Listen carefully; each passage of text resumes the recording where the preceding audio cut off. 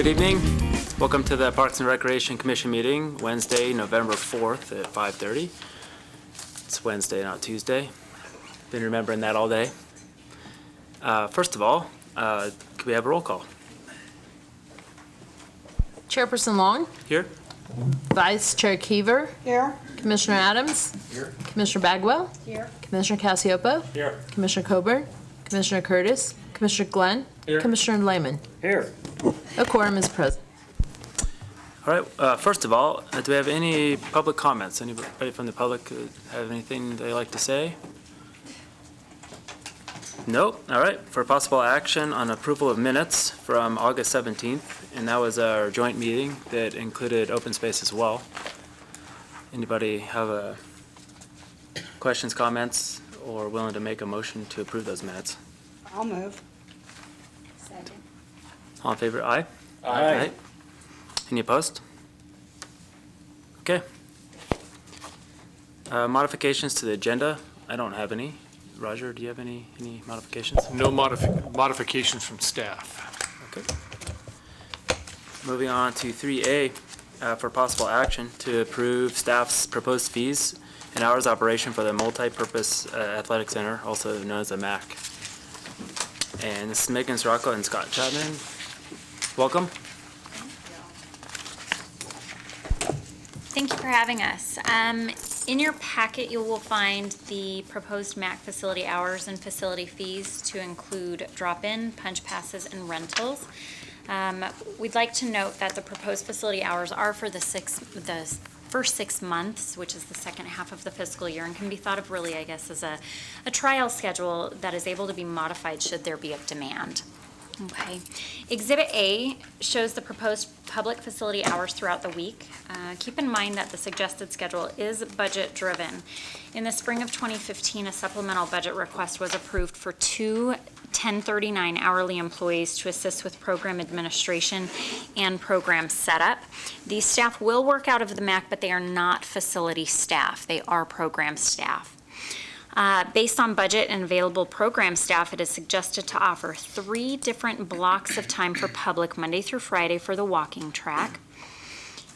Those are 6:30 a.m. to 9:30 a.m., 11 a.m. to 2 p.m., and 3 to 7 p.m. The gym would be available to the public twice a day, Monday through Friday, from 6:30 a.m. to 9:30 a.m. and 11 a.m. to 2 p.m.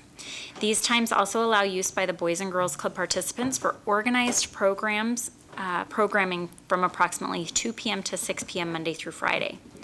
Staff, we do have a meeting scheduled next week to discuss with the Boys and Girls Club to review the times and the amount of space that they'll need while in the MAC.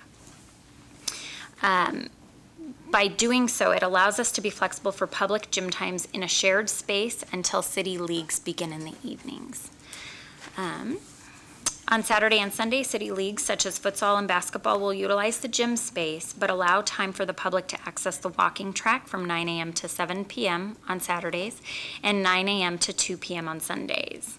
Again, if the demand shows that times need to be extended and the Board of Supervisors is able to approve the necessary funding, the hours have the possibility of increasing in the facility.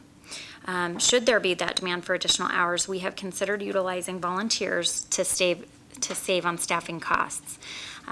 With volunteers, we would need to be able to obtain reliable, dependable, and consistent volunteers and would expect the volunteers to be selected as city part-time staff are.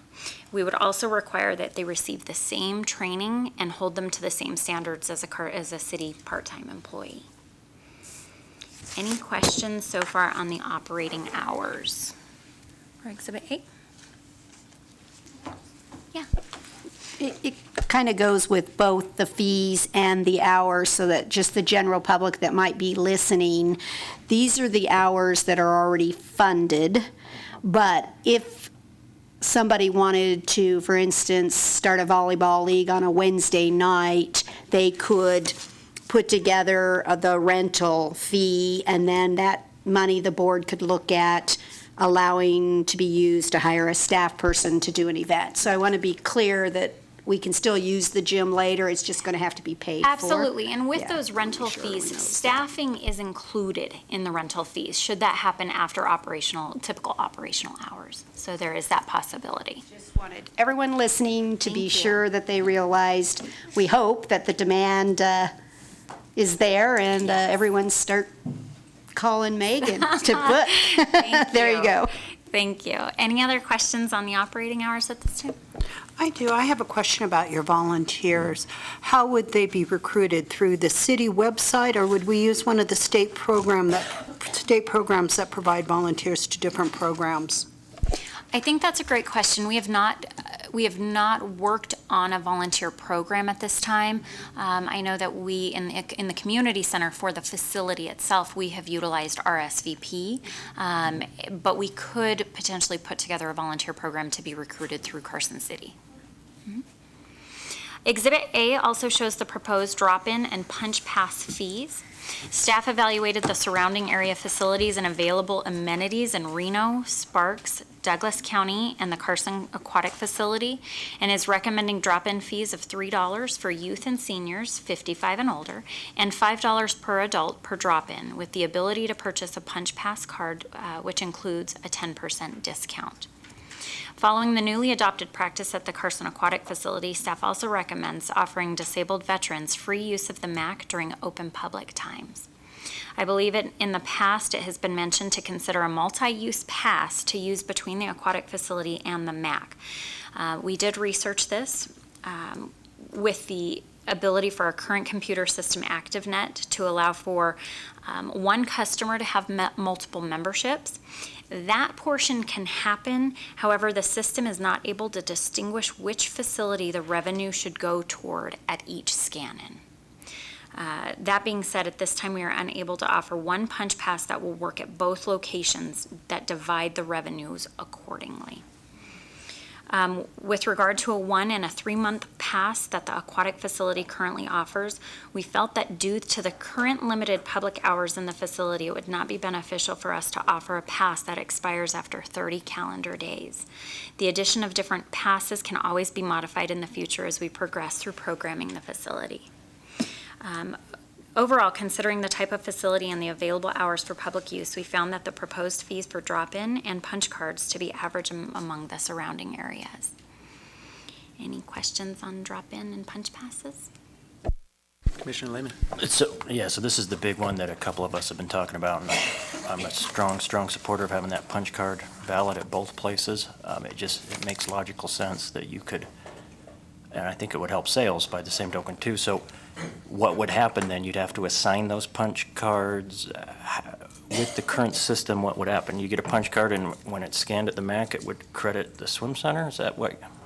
So the difficulties with our system is the pool collects its own revenue and the MAC facility would collect its own revenue. If we were to put together a punch pass that could be used at both, we can't assign, the system can't assign that when somebody scans it in at the pool, a small portion would be transferred to the pool revenue. In the fee setup in our system, ActiveNet, you pay a fee and it has to be assigned to a GL account. So we would have to decide the pool account or the MAC. Go ahead.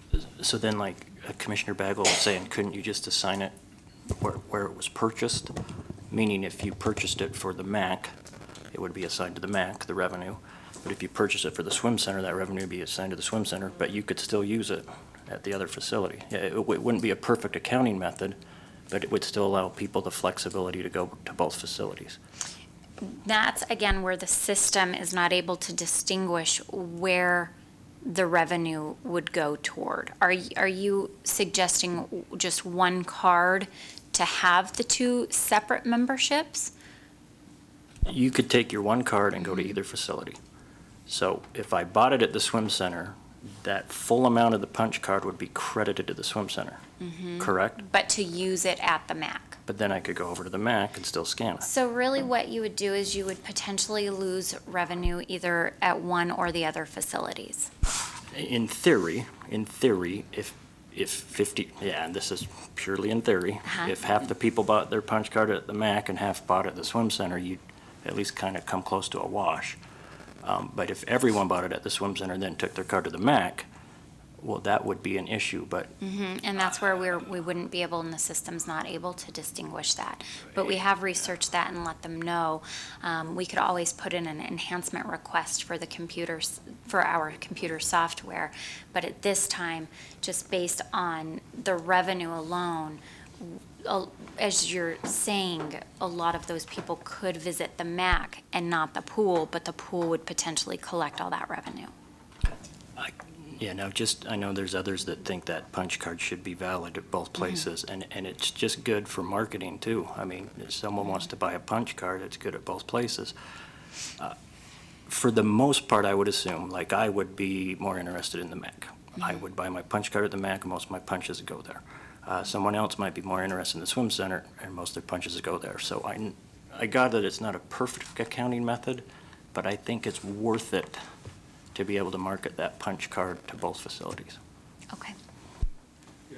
I think it's, Sean, I know exactly what you're talking about, and we've discussed this at quite some length, and I agree with you, it'd be a great marketing tool, and it would be a nice one pass does all, you know, kind of like you buy a ski pass at Heavenly and you can use it at, at the other ski resorts as well, all the ski resorts that are in the Vail Associates chain. But we want to make sure that when we do this, we really get an accurate counting, because both facilities are subsidized by the city in sort of different methods. And we want to make sure that we can have an accurate accounting of where those revenues come and also where those uses are occurring. I don't think it's out of the realm of the possibility that we can get there, that we can probably work with ActiveNet and try to figure out some way that we can discriminate those things so they're very accurate. My sense is that the bulk of the purchases for those passes are going to be at the aquatics facility, because it's a little more convenient, it's open more hours, and it has a steady base of clientele, a built base of clientele right off the bat, which I think would probably be at a disadvantage for the MAC. But we hear what you're saying. We're certainly going to try to work towards that, because I think it has all the advantages that you just really pointed out very well. We're not ready there yet, but I think it's someplace that we need to strive to get to. So I have a question. So right now, is the thought, I imagined at some point that this could all be on the same plane, that you could go swimming in the morning, and you could go play basketball in the MAC in the afternoon, and you wouldn't pay double. Is that something that, and that's where, is it two punches? Or is it that you're using a public facility? Yeah. So the same thing, if you went swimming in the morning and you wanted to come back at night, does that need to be two punches as well? Every time you would enter the building, you would scan your card, and so that would be 2 entries or 2 punches. So going back, if the goal is to get to the point, and I got their software, and how much of the aquatic facilities revenue is from punch cards? Is it 5%, 40%? It's big. Yeah, it's very large. It's more than 5%. You probably have a better guess on this side, but too bad Kurt isn't here. I don't have those numbers offhand, but the punch card is a very popular method of using that facility. It's very few people, I would say, pay the daily admission fee. So then I would at least recommend making that a priority, get that software fixed. But if that's the goal we're going for, we need to make these rates equal right now. So but when that happens, it's just, if we have different rates, it'll be tougher to make those punch cards sync up. I believe that it would be more realistic if we had one card and we had the pool as a membership and the MAC as a membership, and people could purchase both and then utilize the one card in both locations. but the pool membership portion would be accounted for in the pool's revenue. So that customer would have 2 memberships on 1 card. That's doable. But to have 1 membership that works at 2 facilities is really what is not available at this time. And to be realistic, once I spoke with ActiveNet, our software system, they handle recreation centers and Parks and Rec departments all over the country. If they don't have it now, I don't know how soon they will get it. Commissioner Glenn. Yeah, a couple of thoughts, and I don't know if this will be helpful or not. Has any thought been given to doing some sort of debit card where people would load it and then they could just take it to the aquatic facility or the MAC and use it to purchase their pass, and they can get discounts based on how much they load the card. So loading $100 would cost them $90, and then that's how they get their 10% discount. And in addition to using it as an entry fee, they could also use it as a way to purchase goods and services while they're at the MAC or the aquatic facility, making it easier to bring in revenue for both locations. Currently, ActiveNet has a module for gift cards. So maybe you say debit card, maybe a gift card is an option. However, we in Parks and Rec have not worked within that module since we've had it beginning in 2011. We have not opened up or worked within that gift card module. Do you have access to it, or you'd have to purchase that module? I'd have to look into that. So you're kind of talking a little bit like a Starbucks card, and it's loaded with a certain amount, and then after you've exceeded that amount, you're notified that your card is dead, and you have to renew it. Is that what you're referring to? Or if someone's not, Exactly. And that you get way, a free drink. I mean, you put $100 on it, and when it's out, you know, when you get a 10% or 15% discount, the higher you put on it once, and you build in that premium into the prices anyway. And so you just slide it, and it actually minimizes the amount of transactions you have as well in terms of cash on hand or whatnot. You know, it's something, I mean, it just seems to me that would be a really technologically an efficient system, and you could, at the same time, every time it's done, you punch in what the transaction was for. Use at the swimming pool, use at the MAC, purchase of M&Ms, purchase of a Gatorade. Yeah, that's a good idea. I mean, we can certainly get with ActiveNet and see if there's a module there available for that type of process. It's a good idea. I know those exist. I don't know about if they exist with ActiveNet or not, but I'm sure they exist with other things. And then my next thought was, has there thought been given to getting an unlimited pass, whereas I could buy donate $250 for the year, and I get an unlimited access for the entire year. I know I'm looking at the prices and the cost of a punch card, and it's looking rather intimidating when I think, oh, each time I go in I have to pay. But if I'm thinking, oh, if I just make a $150 donation or a $200 donation, I could take my son anytime I wanted to the MAC or whenever it's open, that is rather convenient. The punch pass is a one-time purchase. Or however many punches I suppose you get. And so you can load that membership card up, and each time you come in, you scan it and you go in and participate, whether and that's currently at the pool. So you have the ability to preload and purchase multiple. But like Roger said, I think that the gift card is also a great idea, and I'm happy to look into it. I'm just saying again, if I feel I have no limit, even if I don't use it, it's like going to an all-you-can-eat sushi place. I go get all-you-can-eat sushi. I promise you, more than half the time, I don't eat enough to pay for that, but I do it anyway. And I like the idea. And the same thing here with the MAC or with the aquatic facility. I mean, I have an athletic facility. I pay a flat fee and I get unlimited use. I promise you, I don't use it as much as I pay. But it's just something to consider. It might bring in more revenue, or membership. If that's what we're looking for, getting more active community membership at the MAC and at the aquatic facility, I might do that. Commissioner Lehman. So yeah, I think Commissioner Glenn with the idea with preloading the card, that would solve your accounting problem right there.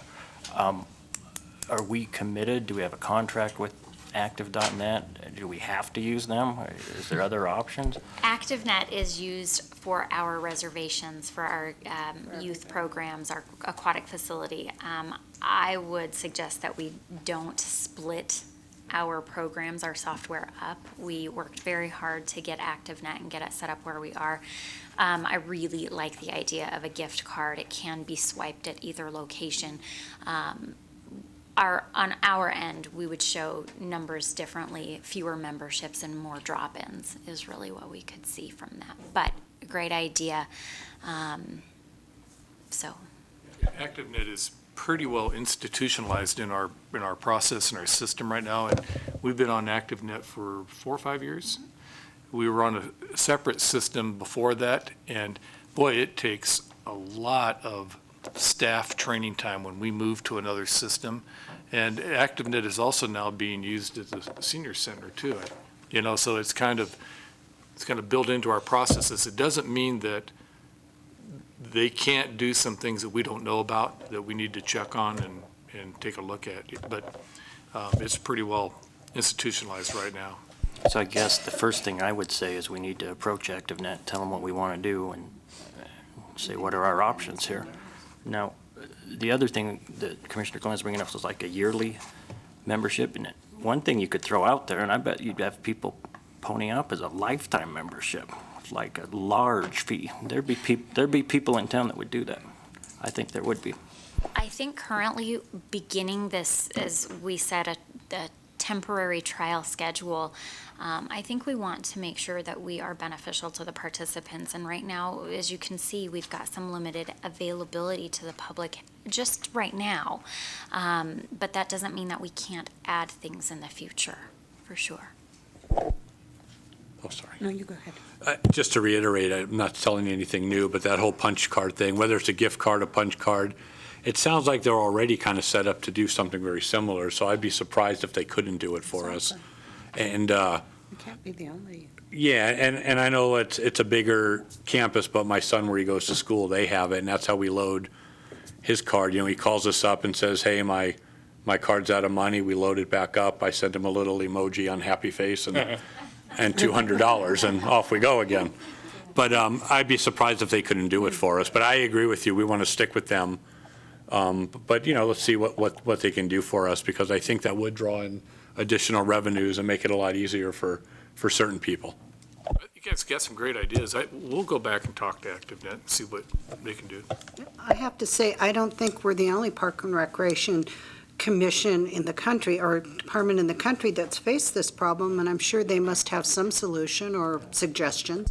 One of the things that we found was the city of Reno, they have multiple facilities, but they don't utilize the same memberships because the facilities themselves have different amenities as well. So I suppose just to reiterate, ActiveNet can do multiple memberships on one card. They cannot break down one membership for multiple facilities. So, but I think we've all, I think, agreed that you guys have great ideas, and I'm happy to work with ActiveNet extensively on those.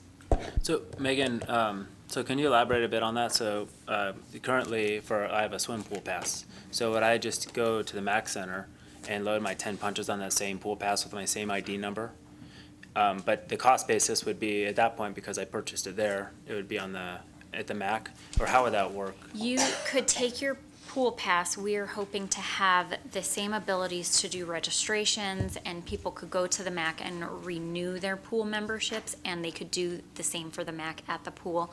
What it would be is we would institute a new membership under that same card number, so you would have the pool membership along with its associated fees, and you'd have the MAC membership with its associated fees under one card number. One unique ID, but 2 different accounts, essentially. 2 different membership accounts, yes, but one card. So you're able to do that. They're not able to say that you've got one membership that can be done at multiple facilities with multiple fee structures with multiple GL accounts. You'd have to do 10 punches at the pool, 10 at the MAC, and then you'd have 20 total. You couldn't buy 20 at one and use it at the other. Correct. Commissioner Glenn. So I have another question. Is the purpose of the fees to raise revenue, or is the purpose of the fees to maintain crowd control? Good question. I mean, fees can be used that way. We're not intending to use fees in that nature. The purpose of fees is that we have some expectation from the Board of Supervisors that we're going to generate some revenue out of the facility. They know that, at least in the short term, there's going to be a general fund subsidy to the facility. That was a budget that was brought to them back in the budget process. But there is a sense from the Board of Supervisors, I'm kind of speaking for them, I guess, that people should pay to a certain extent to recreate, pay to play, and they'd like to see the facility, just as the pool over here, generate some revenue to offset some of its costs. So do we have a target revenue in mind that's supposed to be achieved? We do in the budget, and that was presented to you folks back when we submitted the budget to the Board of Supervisors. Should have brought the budget with me, that would have been helpful. And I'm trying to remember what that subsidy level was. Do you remember offhand? We can bring that back at another meeting. I guess my question is then, if it sounds like the goal is to get revenue, it's not to adjust the prices based on how crowded the facility's getting. And if we have a target revenue in mind, do we have a formula that we used for these fees that will achieve that target revenue? Loosely, yes. And what we're trying to do is, because it's a brand-new facility, now keep in mind, it's a programmable facility, not a drop-in use facility. And this is a concept that we talked with the Park and Recreation Commission and the Board of Supervisors pretty extensively, so they're a little bit different type of animals.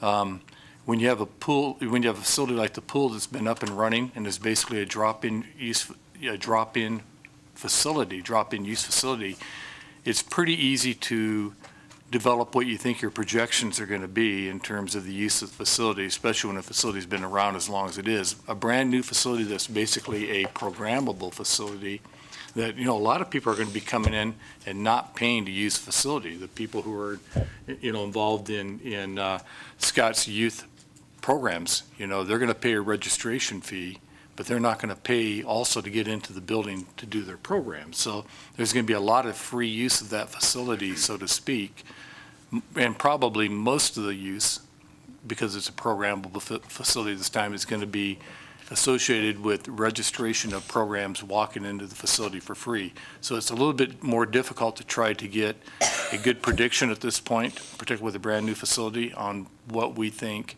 our number of drop-in fee paying people are going to be. And then on top of that, the other avenue we have for generating revenues is going to be through the rental and reservations of the facility as well.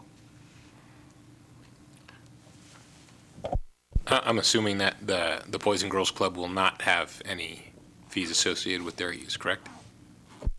They do have costs associated with use of the facility. Again, that was in the budget. They are picking up their share based on the amount of use that they have for items such as utilities and custodial services and that type of thing.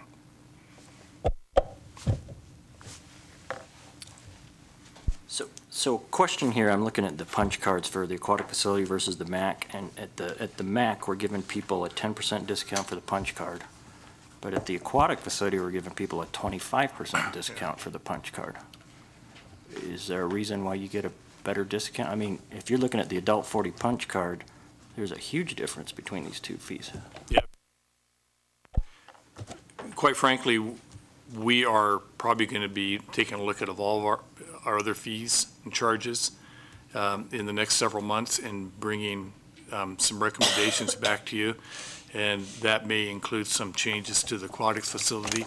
I don't know what those changes might be right now, but we think it's really time that we start looking at all of our fees and charges again. We haven't done that for a number of years, and that all could probably change.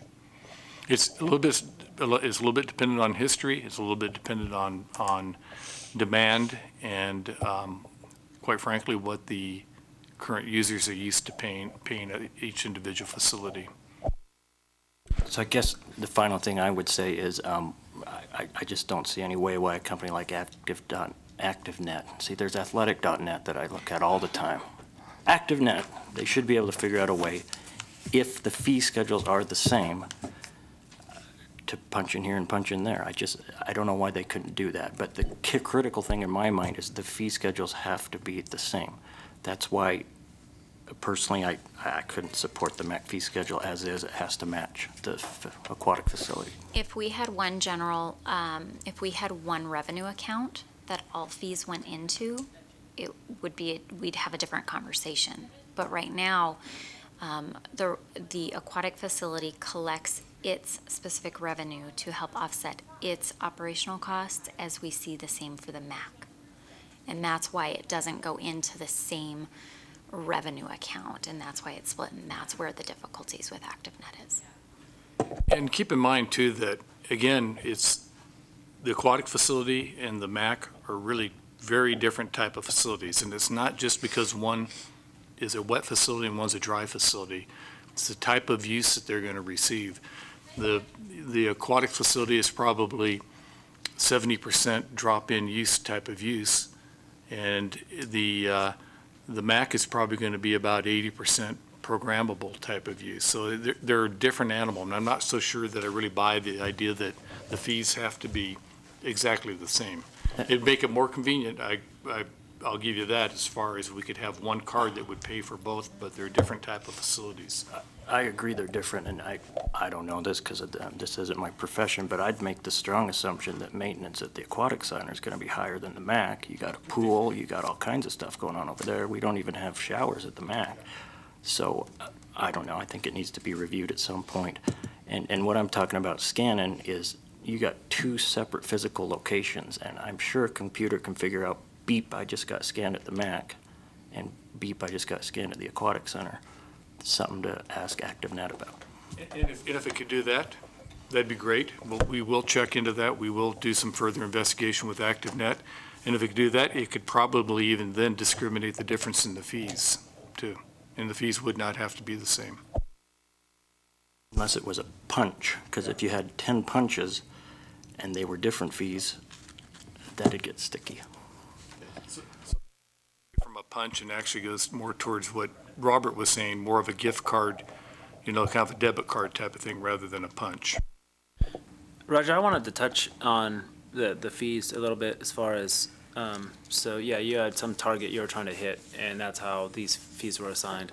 Understanding that maybe you want to review other services as well, but how much of an undertaking is now maybe the appropriate time to do all of it? So one thing that I thought was a bit tough to digest is knowing that the basketball facility has much less maintenance costs and just costs associated with the pool. I was surprised to see that the drop-in costs were actually more at the MAC than they are at the swim center. So would now be the time that maybe we should just review it inclusively and assign those costs versus just to assign the one for the MAC and then come back and do it again for the rest?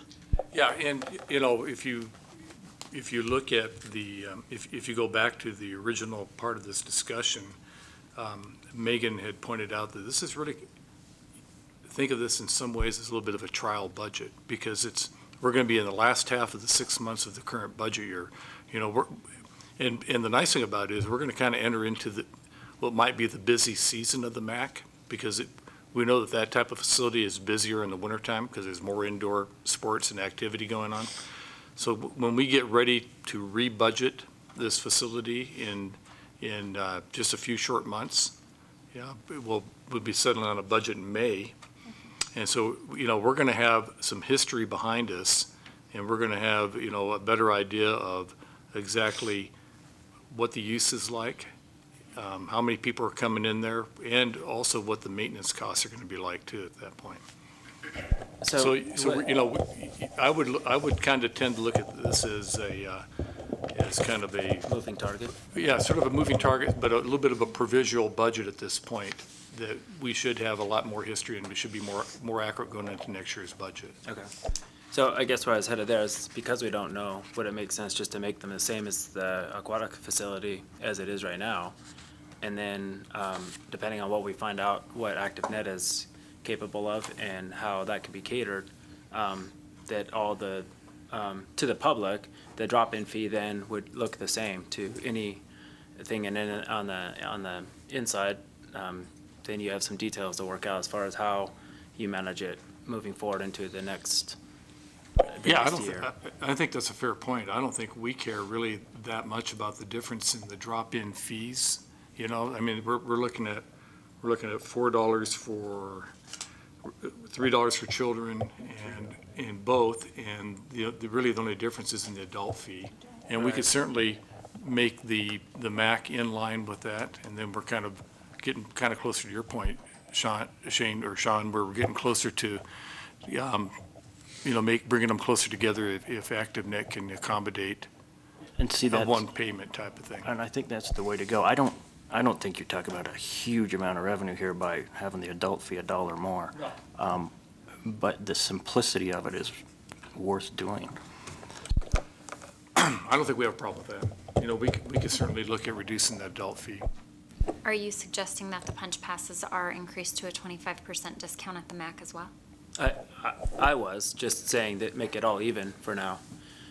But I don't want to speak for Commissioner Lehman. Sure. All the supervisors are rolling around right now. Well, I think part of it is I look at it from the perception to the public. And for me, I'm the public. I looked at it and said, wow, it's going to cost me $1 more to go shoot hoops. But I go to the pool and I swim. And in the meantime, we just paid another 8-cent sales tax in order to build the thing. And it's going to cost me more. So that's kind of, I think, the way the public may look at it. And Commissioner Bagwell? So you can look at this in a couple of ways, but the aquatic facility is not paying for itself and is being heavily subsidized by the general fund.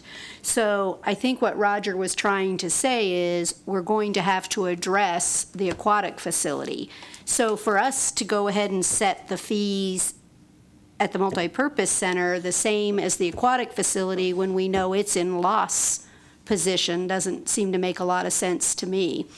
I think what we were trying to do is use the new fee schedule on the MAC and see what impact that has to give us evidence in the next 6 months of what maybe we could do at the aquatic center. We can use this as a model and say, nope, the residents won't pay this much, or they don't find it of sufficient value to do that.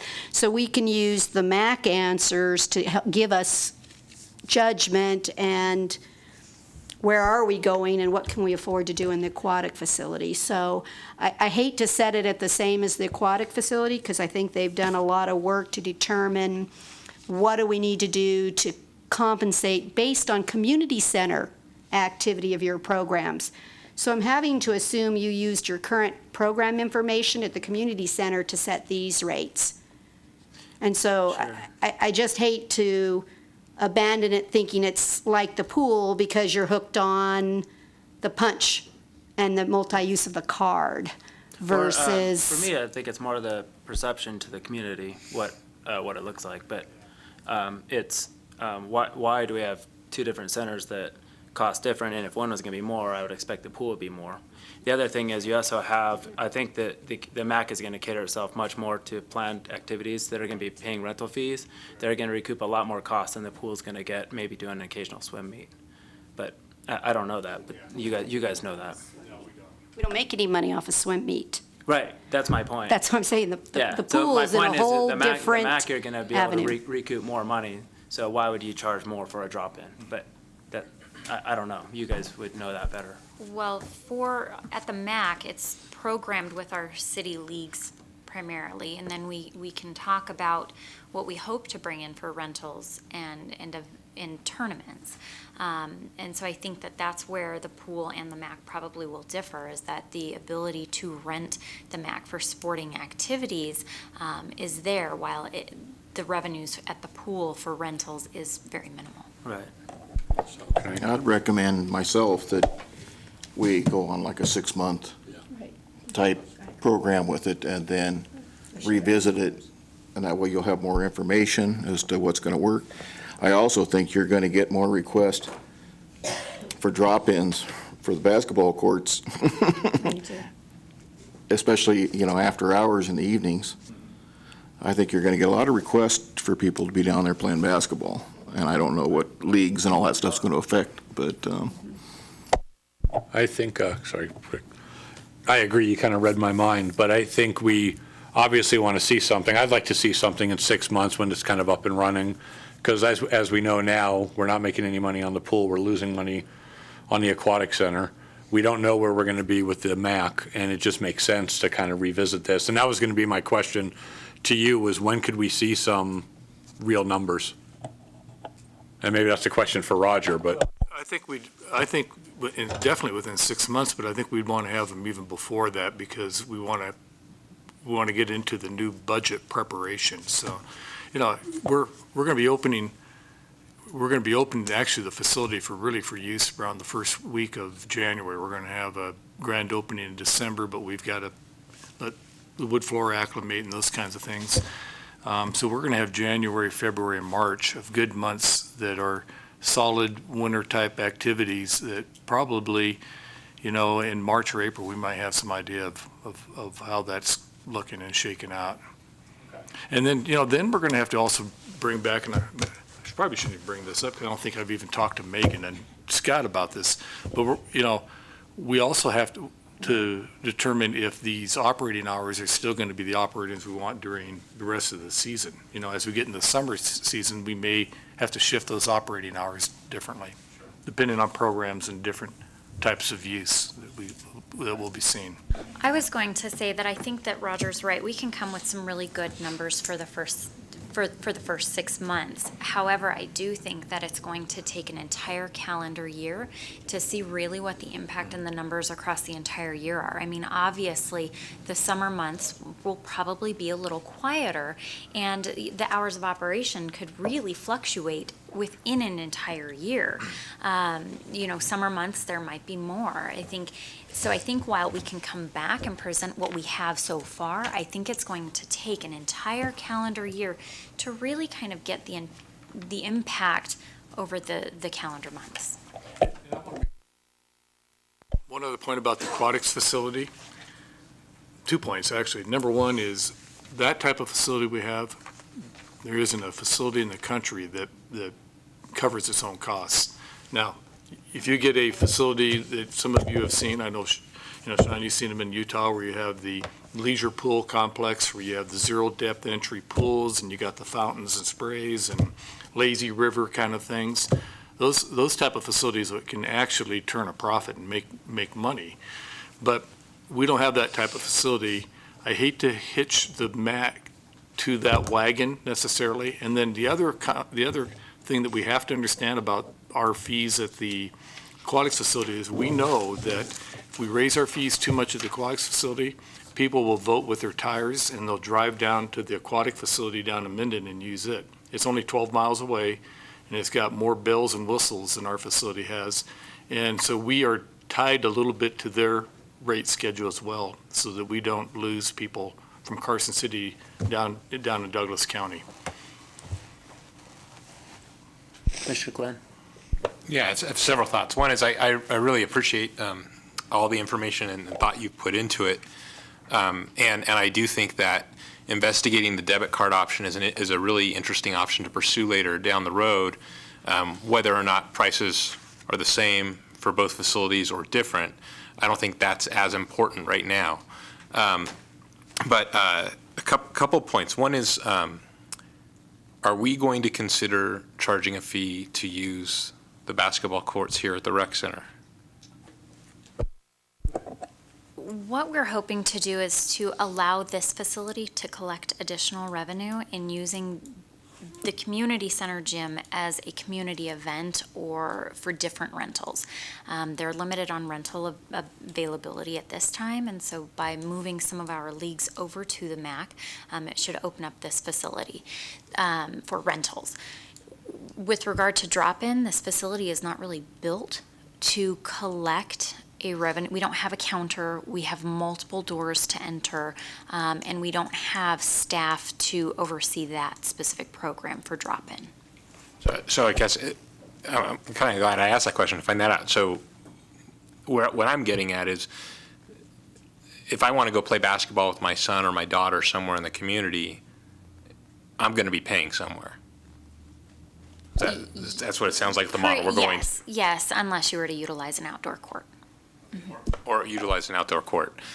And given that fact and that the MAC, it sounds like we're not going to be using the community center as much for drop-in or at all for that matter once the MAC is open. That means that even though the intention of the MAC is for programmable events, it sounds like the MAC is going to be very important for drop-in. Yeah, we're not saying we're not going to have any drop-in use. It's just that by just looking at our programs that we already have, that is going to be heavily programmed, and that's going to be, really the main emphasis of the facility. We are going to try to provide drop-in use where possible. Again, it's, as Megan said from the outset, it's budget-driven. Right now, we only have 2 part-time employees and they're really going to be there working programs. But while they're working programs, we can kind of gets into a funny area, Robert, you're bringing up, but, we can conceivably make a drop-in period of time a program. Actually program, schedule it as a program. We think that as the MAC becomes more popular, there's going to be a higher demand to make it a drop-in facility. And that may change, kind of the balance of the programs versus drop-in use too. Some of these things are just, we really don't know what's going to happen. What Megan said is true. What we hope to do is push as many of the athletic and sporting type events at the MAC, thus the name Multi-Purpose Athletic Center, and try to have more of the community type events over here in the gymnasium of the community center. For instance, coin shows, gun shows, quilting expositions, or something like that. Have those over here, utilize the gymnasium and the rest of this facility to the extent that we can to attract those type of events in Carson City. We have great infrastructure here. We have a kitchen here. We don't have a kitchen at the MAC. I think really that the gymnasium and some of the other not office space, but room spaces in this facility could be, we ought to be considering the opportunity that this might work as a little mini convention center site. And, try to attract more of those type of uses. We don't have a wood floor here. We don't have to be as concerned about people like me walking in there on cowboy boots and scuffing up the floor. It's tile floor over there. It's just really set up better for non-athletic type events. But I'm rambling. I apologize for that. But, conceivably, conceivably, I could see where we have someday a huge basketball or softball or volleyball tournament that's going to have to utilize both facilities. That'd be a good thing for the community, and maybe some of the schools on top of that. So I'm not saying it's not ever going, it's not going to be used for sports at all, but we'd like to change the focus a little bit. Currently, we haven't been able to utilize the community center gymnasium for those community events because of our leagues, but now that we have the MAC to utilize space for more of those leagues, we're going to be able to allow for additional revenue here in the community center. So getting back to what I'm asking, I think what's important is to understand and acknowledge what was the underlying reason for building the MAC. And what are the underlying reasons for these facilities. And if the plan is to go forward with more programmable events that are going to be revenue drivers, which I think that's a great idea, to use what we have, all the great facilities we have in town to try and bring extra revenue in.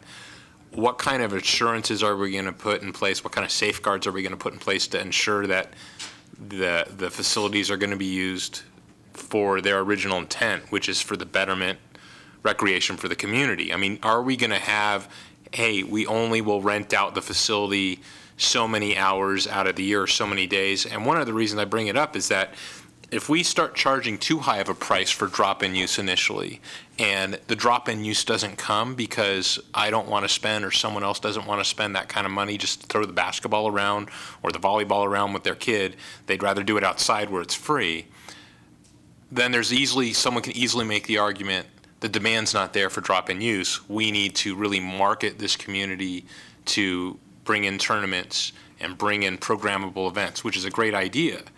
But if in reality they're not using it because the price was too high and you're just saying, no, the interest isn't there, the demand's not there, then no longer are we using these facilities for the original intent and the original purpose. So do we have a plan to make sure that no matter what kind of path we go down, I realize that we don't know where this is going to lead. This is new for us.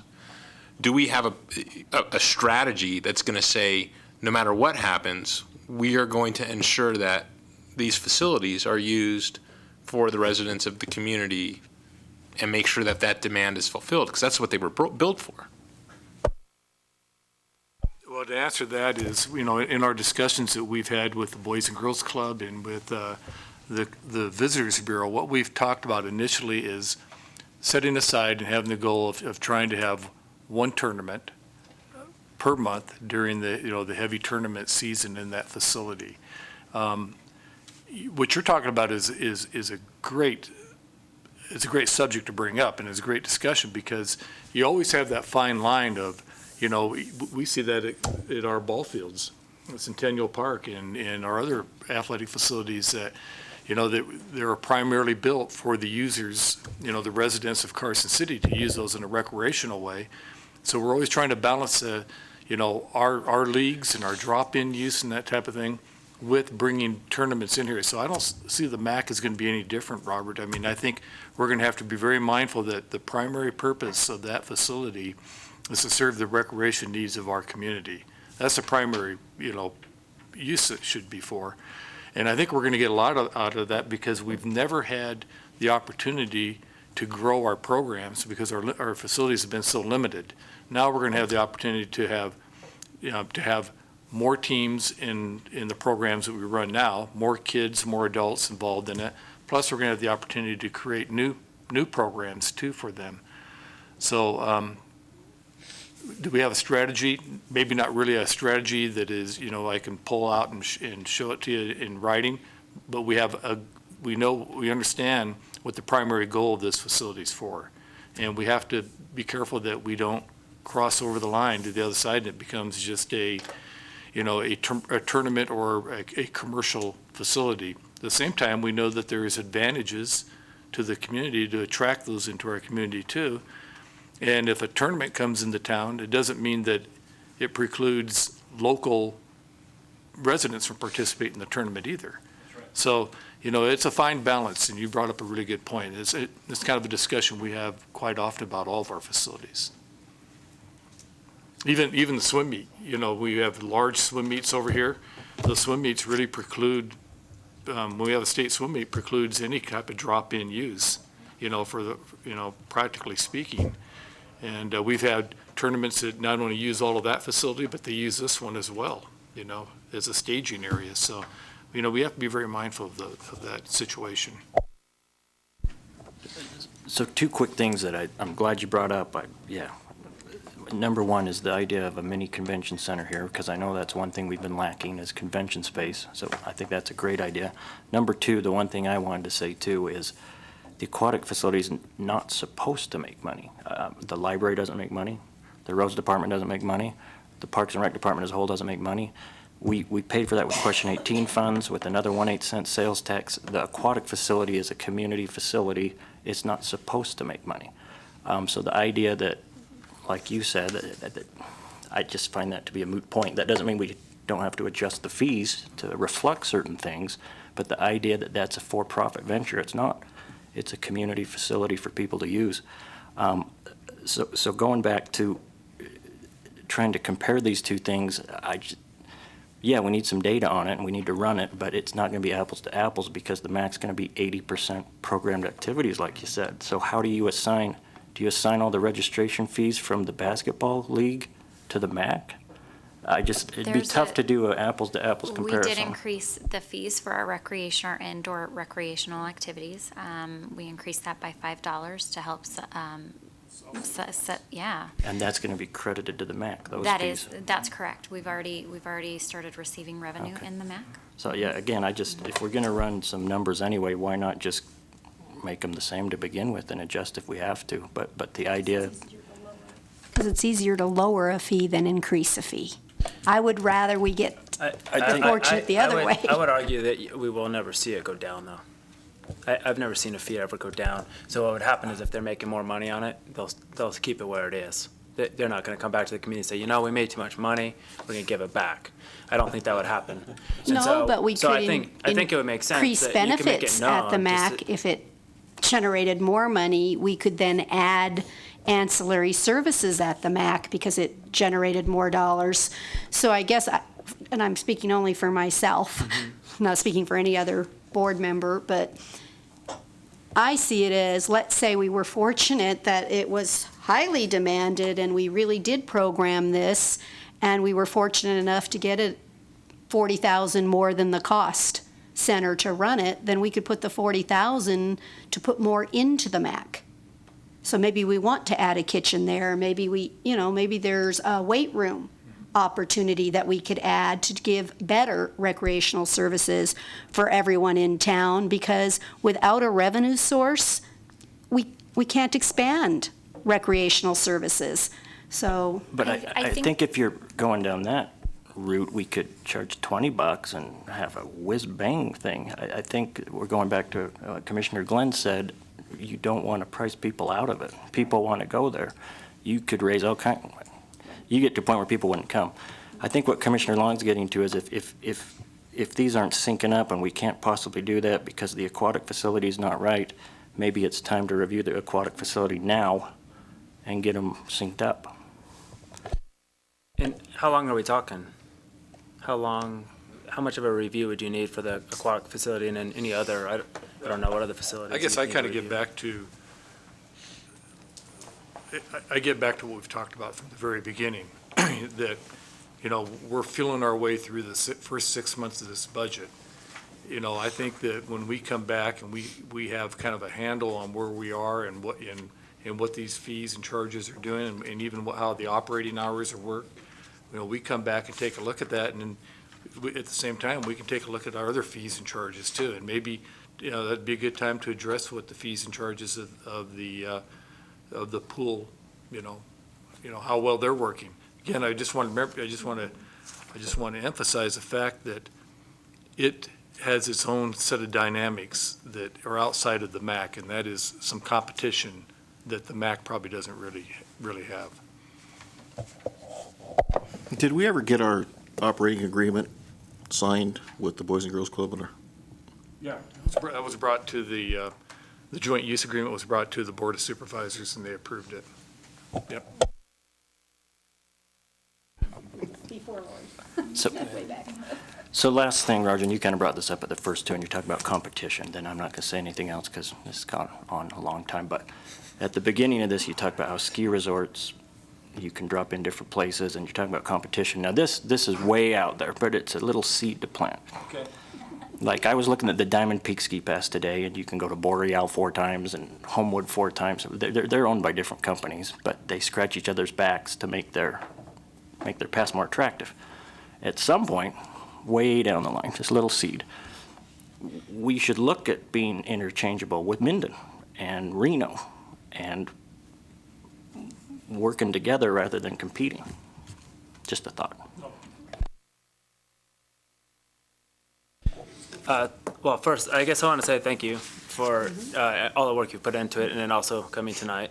My recommendation still would be we just keep them the same as the current costs we have at the pool. Review it for 6 months. And I think, Megan, you're right in the sense that you need a full year to really understand what the costs are. If we look at it in just 6 months, it could look really awesome because it's hopefully going to be a huge winter and everybody's going to be indoors. So anyway, that's my recommendation. Is anybody willing to, Commissioner Glenn? I was going to say make a motion. I have another question. I apologize for going on and on. Okay, so I'm looking at the bottom of the fee structure that you're talking about: residential, individual, nonprofits, non-residents, nonprofits, for-profit commercial entities. Are those rates those are for the day? Okay, correct? Which ones are you looking At the very bottom? At the very bottom, that's for-profit and commercial entities. That is a per-day event. And then the others are per hour, okay. Correct, correct. So the ones in that tannish brown, those are per hour for the corpse, and then you've got the per days as well. And so I do also want to let you know, if we want to look at the rental fees, that if an organizer wants to come in and rent the gym space, we still want to make sure that the walking track is available for public use during those times, that it would not be a full exclusive facility use of any tournament or event organizer. We want to make sure that the public has access during those times proposed for the walking track. So that's going to get to my next question, which I'm sure is going to be answered later on tonight, which is how would they be accommodate a gate fee or not accommodate a gate fee if they can use the track? Can you? Go ahead. I was just going to say, could you clarify that a little bit? Because if somebody is there for the tournament or event, then they would utilize the gym space. And then the upstairs walking track has its own entrance up the stairs. And we want to make sure that spectators are not utilizing that space to watch down below. We want to make sure that they are using it for the purpose. Okay. Any other comments? Commissioner Kiever. Thank you. I have a question, Roger, building on something Commissioner Bagwell said.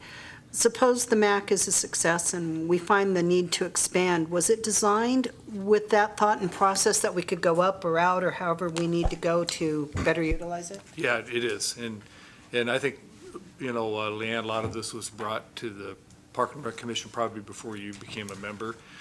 But as you all know, we went through multiple designs of this facility, and really when it became the MAC, we kind of stripped out the elements that would be considered a recreation center.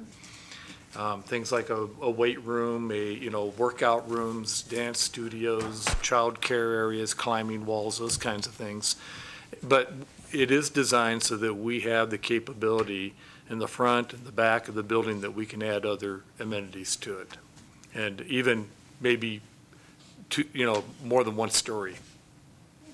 So, and when that happens, you're going to have another Park and Recreation director here because I may not even be alive at that point. But when that happens, then you're going to have all this discussion again about, is this a drop-in use facility? And maybe then that flips the other way, and it's 60% drop-in and 40% programmable, and you're going to have a great conversation then too. This has really been a good discussion, though.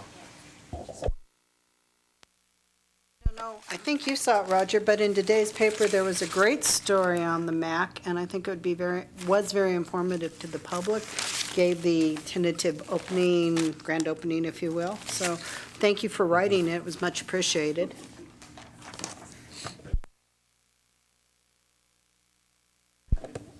Public comment? No public comment. Motion. Commissioner Lehman. I'll make a motion, just to see if anyone likes this one. I move to approve staff's proposed hours of operation for the multipurpose athletic center and to provisionally set the fees equal to the aquatic facility. Do we have a second? I'll second. All in favor, say aye. Aye. Aye. Any opposed? No. We have two opposed. Commissioner Adams and Commissioner Bagwell. Oh. Commissioner Glenn is opposed as well. Can I make a statement? Sure. I want to be careful about micromanaging the Parks and Rec department. And if they feel these fees are the right fees, they're going to adjust them if they're the wrong fees. I think it's a good discussion, a healthy discussion to ask questions about where we're going down the path with these fees, drop-in, programmable. But it's their job to run the department. It's their job to set the fees. It's their job to enforce the fees. And if these are the ones they recommend, unless we see something really glaring, standing out in a glaring manner, I think we should generally let them do their job. That's the main reason why I'm voting no. No, it's a good point. Commissioner Lehman? I guess I see the point there, but I guess some of us thought that was standing out in a glaring manner, and I think that's why we have a commission. If we just rubber stamped absolutely everything, we wouldn't even need to have a commission. We we wouldn't need one. So we're on discussion? And- Are we on discussion? Sure. So are you recommending then that it's 1 month passes, 3 month passes, all that's on the aquatic? Is that what your motion was? Provisionally. So again, I want to reiterate that I'm not in favor of that. The facility is too new to be establishing 1 month passes, 3 month passes. A person would have a 3 month pass and we can't make the correction on their pass. So I think you're just moving down the wrong direction to be matching the aquatic facility. If you were talking about just the drop-in rate matching, the one time, I'm dropping in, matching the aquatic facility, I could support that. That it's $4 at the aquatic and it should be $4 at the MAC. I could support that. I think we had a motion and a vote, so it was 4-3. It's clear what they were voting, so maybe we should double. Were we clear what we voted on? I just want to make sure everyone knew what they think they voted on. So I think that the generalization is that because we don't know the costs, and as we're moving into this is kind of uncharted territory, that we would follow the same price structure that the current, the aquatic center has. And at the appropriate time, it'll be evaluated, and probably the aquatic center will be evaluated at the same time, and that it'll be brought back and we can reevaluate and set the fee structure differently if appropriate. And that's what I voted on. And Commissioner Glenn, you brought up a very good point, and but I tend to side with the fact that we are kind of an oversight, and so we can review some of that. And as we don't even know what the costs are, right now I think just making it the way the rest of the facilities are until we understand more makes it sense to me. All right. Leanne, are you clear on what Yes, you voted yes. to go to the aquatic? Yes, thank you. Commissioner Casiopo, Yeah, it was clear. we're good? Okay. Thank you. All right. Moving on to 3B.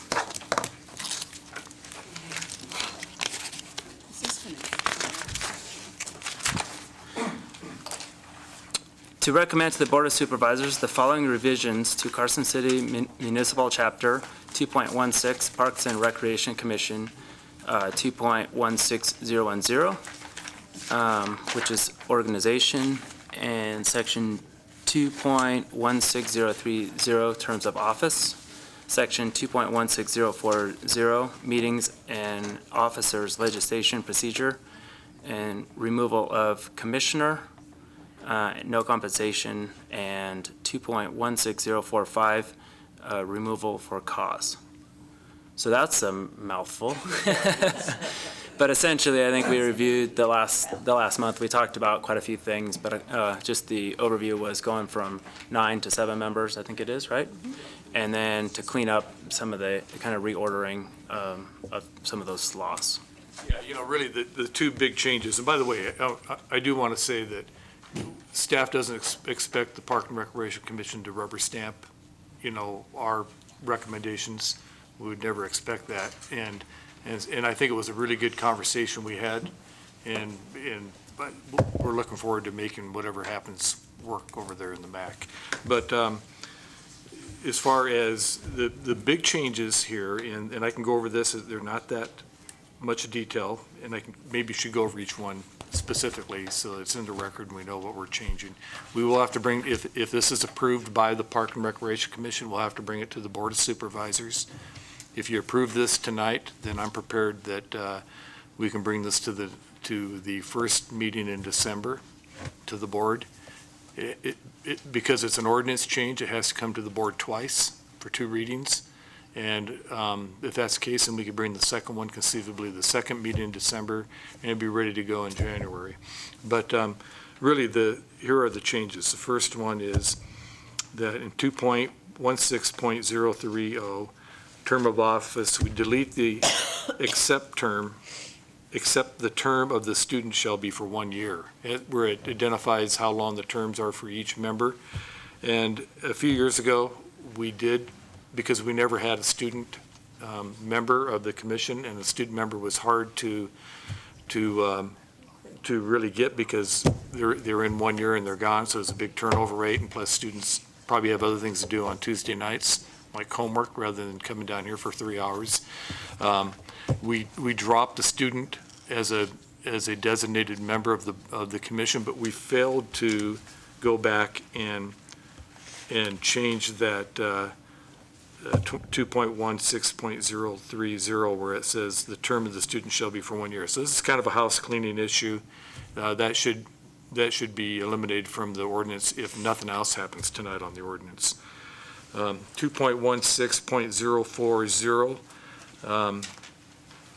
That would be, this is a big one, this would be changing the meetings from a monthly meeting to a bi-monthly meeting. So instead of 12 meetings a year, we'd have six meetings a year. Now, when we did this with the other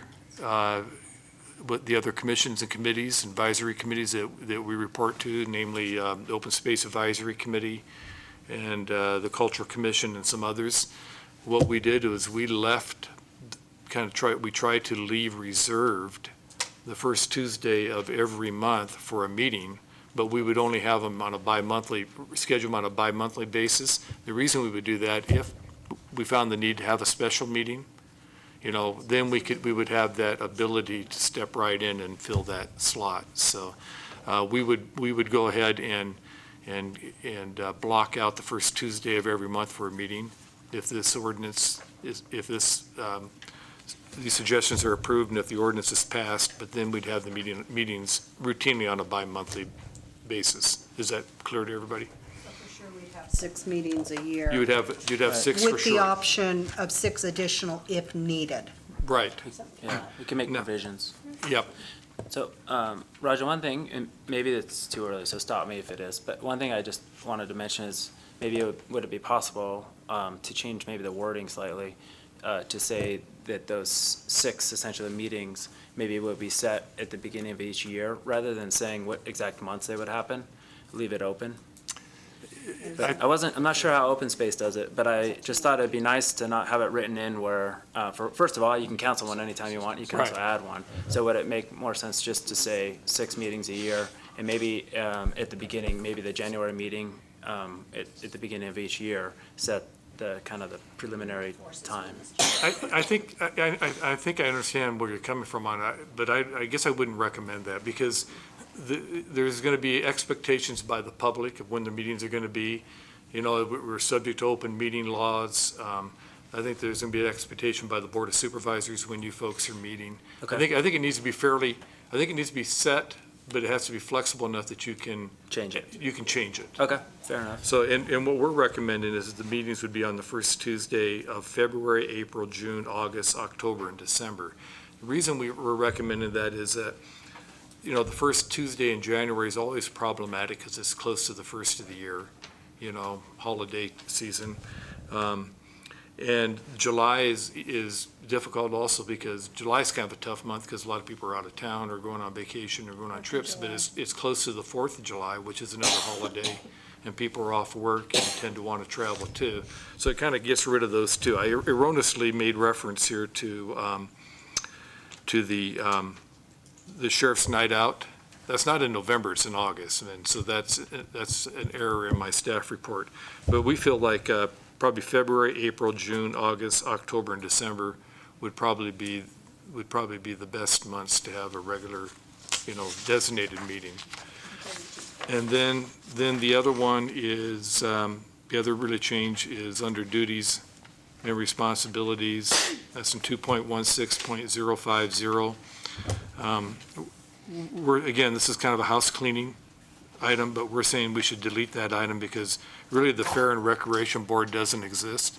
That has been morphed or changed into the Visitors Bureau. And so that really, should come out as well. But that's really basically the changes.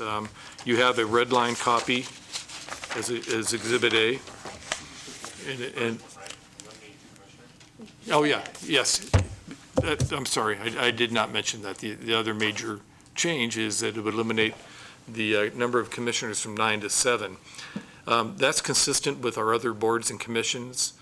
It may not seem like a big deal, but it does allow us with 7 commissioners to use the dais up here. It eliminates the special setup which we have a, very skeletal crew here in the community center. And it would kind of reduce that workload a little bit. And we found that Chuck would like to sit up there, but Next week you can sit with me up there. but we have found, that our other commissions and committees and that function very well with 7 members. Of course, you want to have an odd number, obviously, so you don't have tie votes. But 7 seems to work real well with others. So then a quorum would be 4. Instead of a quorum of 5. So then the question is how do we boot out 2 commissioners? Maybe Chuck won't get to sit up there. Well, he might not. But I'd let you bring that up. Actually, what we have, which is actually one reason, if the commission wants to do it, this is the time to do it, because as we move into January, that's when we reappoint commissioners. And I should say the board reappoints commissioners. And we have right now, 4 commissioners whose term ends this January or at the end of this year. That's Justin Colburn, Brett Long, Leanne Keever, and Chuck Adams. So it would be the opportunity at that time that maybe 2 aren't interested in reapplying. That would make it easy. Or it could be a barn burner. Or it could be a barn burner. Or you have 4 people competing for 2 seats. Didn't the Board of Supervisors not too long ago say you could only serve on a committee for blank amount of time? Wasn't there something like that? They have a board and commission policy, that set term limits at 12 years. But there's some discussion whether that only affects new people who came on since that policy had adopted, and that standing committee members were grandfathered in, So that is, I know that it's one of the goals of the city management to take a look at that policy again and see if it needs some revisions or changes made to it.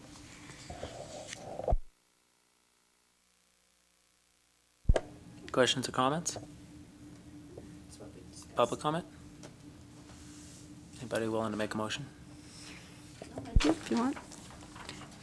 I move to recommend to the Board of Supervisors revisions to Carson City Municipal Code, Chapter 2.16, Parks and Recreation Commission Ordinance in Section 2.16.010, Organization, and Section 2.16.030, Term of Office, Section 2.16040, Meetings and Officers, Legislative Procedure, Removal of Commissioners, No Compensation, and Section 2.16045, Removal for Cause.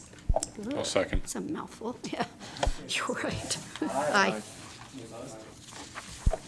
Sorry, I didn't have the mic on. Leanne? Second? Leanne? Oh, Joe Or seconded. Joe second. Sorry. Sorry. 3C for possible action to approve staff's recommendation for the approval of the residential construction tax funds for fiscal year 2015-16 for improvement projects for Roscoe Park, and to suspend a competitive process for those funds.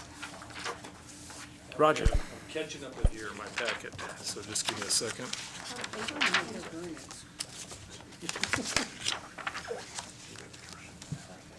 This is another item that we've talked about at previous meetings. Our goal is to make sure that we are using residential construction tax in the way it's intended to be used, and also to start using the money we have to take care of some of the issues we have out there in our improvements that we need in our parks. As you know, the residential construction tax until lately has been coming in at a very minimal flow. We'd maybe have 2 or 3 building permits a year that would get pulled, and there was very little money. And so we had kind of made the decision several years ago, when we were kind of in the depths of the recession, is to not spend these residential construction tax until they built up to the point where we could really do something significant with them. Now that residential construction tax revenues have picked up, they're more invigorated, and it looks like, if you look at the forecast, they're going to probably get better. We think it's really time to address the situation try to spend this money out. But it's still, relatively speaking, a pretty small amount of money.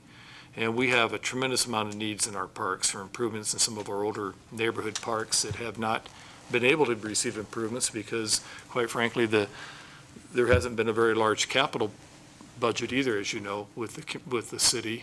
And so it makes the competition for those capital projects very severe. And it's hard for us to compete against, some of the public safety budgets. This allows us, by spending the residential construction tax money that we have now, allows us to do to complete some badly needed improvements that have been on our capital project list for several years. That's good for us, but it also allows another revenue source so we're not competing for the general fund capital projects. So it helps the other departments too. It eliminates some competition for them too. And so, I think it's kind of a win-win situation all over. Staff would like to, in the short term with the residential construction tax, focus on some of the improvements that we need in some of our existing neighborhood parks, with the idea of we can come into some of our parks, spend enough money to take care of a lot of the issues in that park, and maybe we can't do it in one residential construction tax season. It may take more than one, but then move on to another park and try to do the same thing there. Try to make an impact in one park rather than kind of scatter improvements around. And we have two parks that, really kind of stand out in terms of improvements that are needed. And probably the most severe is Ross Gold Park. Ross Gold Park is about a 4-acre park, southern part of Carson City. It's bordered by Appion Way on the south. It's down there right near where the freeway construction is going on right now. And I think it's, what is the street on the north side? I've got it, California on one side. And so, yeah, it's bounded by California and Appion Way. It's really the only park that serves a large area of southern Carson City outside of Edmonds, and Edmonds doesn't really function very well as a neighborhood park. It's more of an athletic complex. That park has, as I mentioned before, significant improvements that need to be done to it. The shelter may have to be removed because it's in such poor condition, the picnic shelter. If we remove it, it should be replaced in the future. It has a playground that's outdated, doesn't meet a lot of the new consumer safety product standards that we have for playgrounds. It needs to be removed. Replacement parts for it are hard to find, if you can find them at all. It has a deteriorating inner pathway system running through the park that is almost deteriorated into asphalt-type gravel. And it has some improvements that need to be made to the restroom, particularly in terms of ADA requirements. So we have, basically, I gave you a handout. It should be in front of your microphones at your table. And it's a little cash report of the residential construction tax budget. And I'd just kind of like to walk through that with you. Our current fund balance, every year we put a fund balance of $5,000 into that account. And then we have park improvement budgets, project budgets listed. Centennial Park, there's a whopping $10.55 left in that account. You probably remember, that was a big ADA improvement we had out there, and we spent that down to $10. I'm very proud of my staff that they can get that close. The Roberts Carriage House is an ongoing project that we have $6,200, $6,225.50 remaining in that budget. There's still work left to be done there. The Historical Society, Carson City Historical Society, is trying to raise funds to complete the work on the carriage house there. So we are recommending that we leave the $6,225 in there to help them in that effort. The theater project is $83,656. We think that money would serve better to be used in a neighborhood park. If we transfer that over to a neighborhood park, then our intention would be to backfill that next year with our Question 18 funds so that they don't lose out. Remember, one of the 1/8 cent sales projects includes improvements to the community center. And so we're going to need about every dime we can have to make significant improvements to this facility as well. And then we have two other projects. One is $18,529. That's for park and trail improvements. Fits really well with some of the needs we have at Roscoe as far as repairing those pathways. And then we have undesignated projects at almost $14,982.92. On top of that, we have a current liability with Silver Oak, that's a John Mankins Park, to reimburse them for the improvements they made in that park of about $4,000. And then we have an other park tax of $11,800. Those are the one-off projects that aren't associated with the development. And that's primarily the money we use for projects outside of developments, for improvements in neighborhood parks. So all that being said, we have a cash balance of $144,203.97. You take out the funding balance that's going to be carried over for the following year of $5,000. You take out our liability, our obligation to Silver Oak for John Mankins Park of $4,000. And then my recommendation is to take out the Roberts House Carriage House project of $6,200. That leaves us almost $129,000 available funds to make improvements to Roscoe Park, $128,978.47. If this is approved by the Park and Recreation Commission, we'll need to bring that forward to the Board of Supervisors as well, because it's a changing of funds. And what staff will do then is, we already know what the needs are out there. We'll start getting some detailed cost estimates. That'll help us set our priorities, because we know we're not going to be able to do all of it for $129,000, but we'll set the priorities so we can get the biggest bang for our buck. We'll bring that back to the Park and Recreation Commission, share that information with you, and we'd like to move forward in getting those improvements made that are badly needed, as I said, to Roscoe Park. Roger, I have a question. This $128,000, will that go a long way towards rehabilitating Roscoe, and then we just need a little bit, or is it just a drop in the bucket? Well, I think it's going to be more than a drop in the bucket. I mean, conceivably, it might take care of the playground and the park shelter. That might take care of that. Then next year, if we come back, if we go through the same process, our recommendation would probably be to finish that up and then address the needs at Park Terrace Park, the park over behind Empire School, and just kind of do a little bit of a rolling thunder there to get some completions done. Now, in the past, we have had what we call a competitive process, more of a public process, where we would advertise that we have a certain amount of residential construction tax, and people from the community could come up and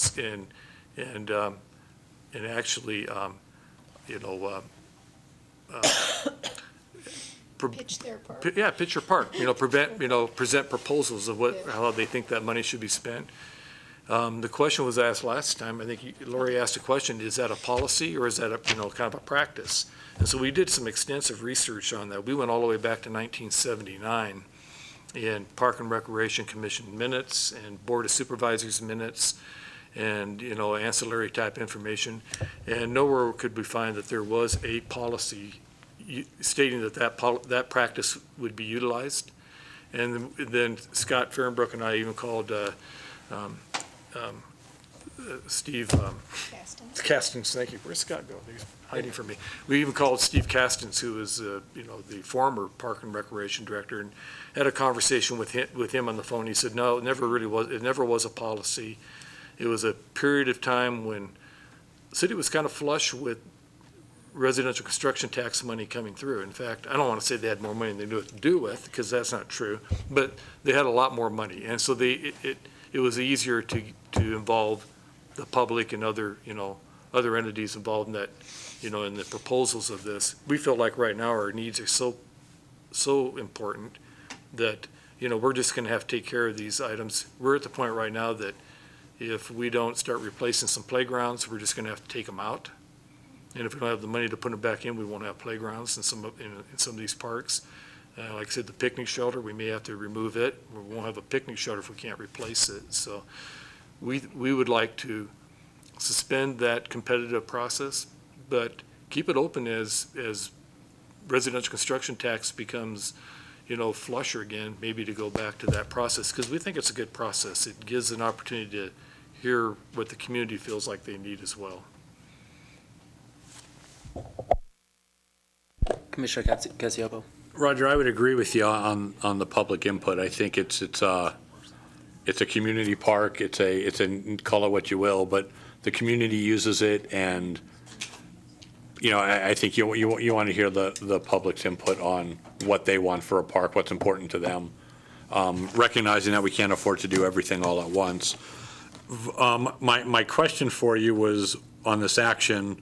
You answered one of them already, but you're going to come back to us, just to be clear on record, and say we've done some costing, this is what all these things are going to cost, and we'll still have a chance to provide input on priorities. That is correct, Joe. And so really what we're asking you tonight is to authorize us to go to the Board of Supervisors, basically, and recommend that we use this almost $129,000 for Ross Gold Park. Roger? Excuse me. In your estimation, is the Ross Gold Park the park that needs the most rehab in our system, with Park Terrace coming in second, so to speak? That is correct.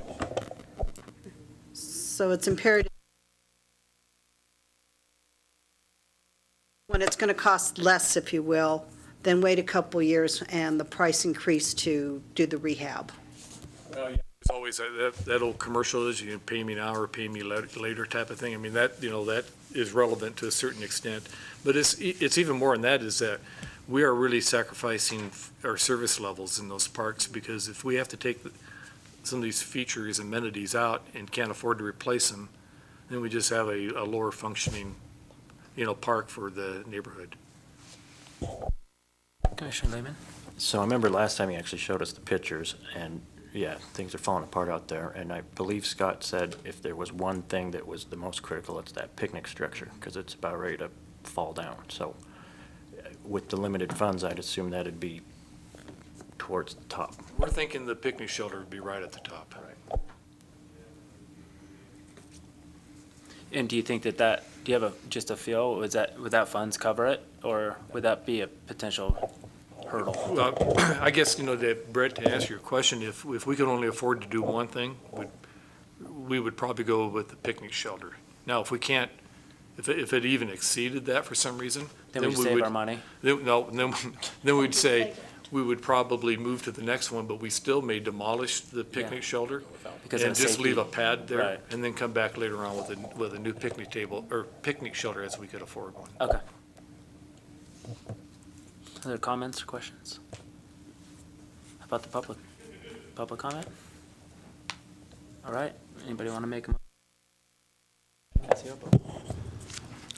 I move to approve staff's recommendation for the allocation of residential construction tax funds for fiscal year 2015-16 to improvement projects to Ross Gold Park, and to suspend a competitive process for those funds. Commissioner Adams, second. All in favor, say aye. Aye. Aye. Any opposed? All right, thank you. 3D, discussion only on departmental rental policies regarding access to the general public for reserve sports tournaments. Scott Fairmbrick. Hey, Scott. Thank you. For the record, Scott Fairmbrick, Deputy Director. At last month's meeting on October 6th, Commissioner Glenn asked that we bring this forward to discuss our policies regarding how we reserve facilities and what is allowed, as far as what the renter can do, as far as limiting public access to those said facilities. Our current policy is that we do allow renters, specifically talking right now about sports complexes, if they were to rent Governor's Field, Pete Livermore Sports Complex, or John D. Winters Centennial Complex, they are allowed, if they're a private tournament director, to close those facilities and charge a fee. We feel like that is closely in line with what we do with the Bob Boldrick Theater here at this facility, what we do at the fairgrounds, Carson City Fairgrounds, with the arena and with the exhibit hall, and some of our other facilities. Typically with city-owned recreational facilities, if we have the means physically to do that, to actually, with the fencing and with the physical structure of that facility to close it off and limit it, we do allow that renter to have that happen. And we've actually done that even for large special events like dog shows out at the fairgrounds at Fuji Park. We've allowed, say, the Bonanza Kennel Club to charge parking, and they would be at the gate and they would get $5 a head charge parking because it's considered a private event. As far as that policy goes, it is not without challenges. I can tell you right now that was a hot topic with the Carson City Youth Sports Association. We had a lot of discussions last year, and there were a lot of hiccups last year as far as, soccer people showing up at the Pete Livermore Complex, wanting to play soccer and being turned away by the sports tournaments directors because they had closed the facility for the tournament.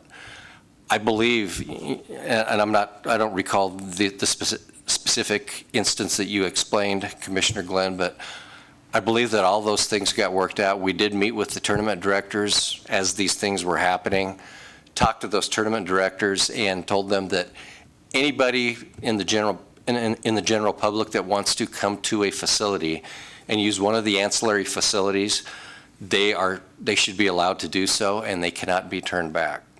So a good example of that would be if we have a baseball tournament at Governor's Field and we have a Little League coach that shows up with his team and he wants to use the indoor batting cage facility, that tournament director cannot turn that individual and those individuals away because he's charging a gate fee, because they're not there to be spectators at that tournament and participate in that tournament.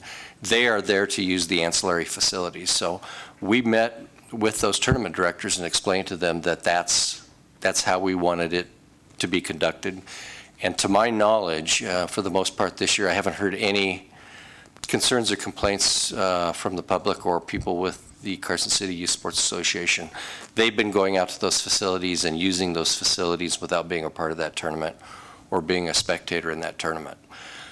I can tell you the reason why we have that policy is that we try and attract as many of these tournament directors as we possibly can. It's a very competitive process.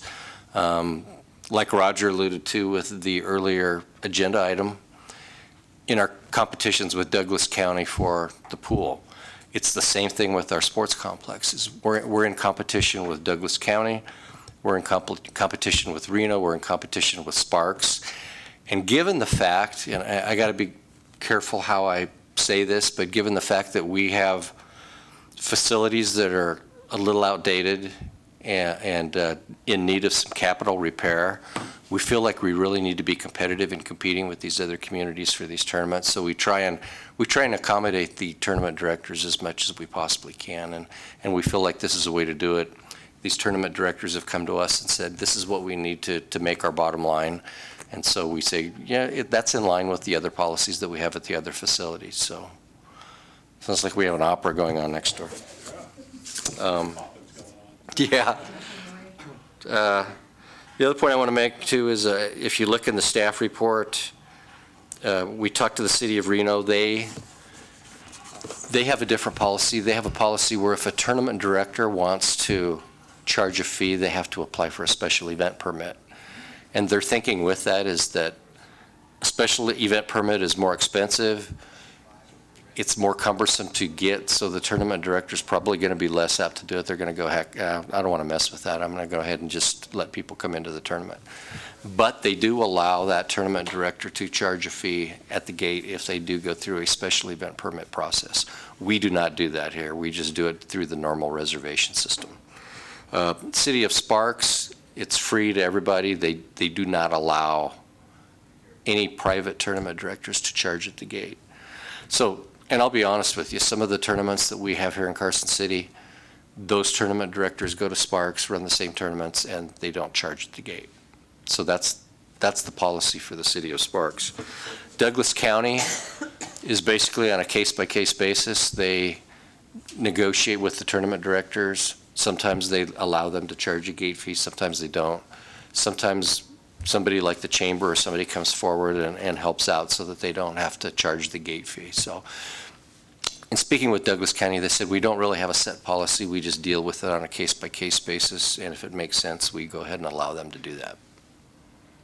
So that being said, like I said, we're in a competitive market with these tournaments, and we're trying to lure as many of the tournaments to Carson City as we can to get the heads and beds, boost the sales tax to the community.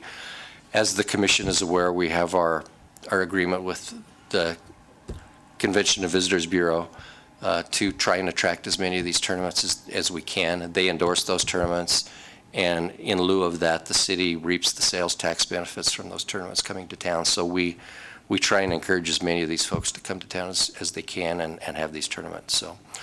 So with that, I would open it up to any questions. Thank you. Commissioner Glenn, I know this was kind of your request, so I'm going to point it to you. I almost think I should have asked a bunch of questions in advance too, or listed them out. When I'm curious, when the private tournaments and dog shows come into town, do we have a set rate that we charge them, or do we negotiate that rate on a case-by-case basis? We have a set rate. What's that rate? I don't have that rate with me, but I mean, it's a normal reservation rate, like a dog show or like a field rental.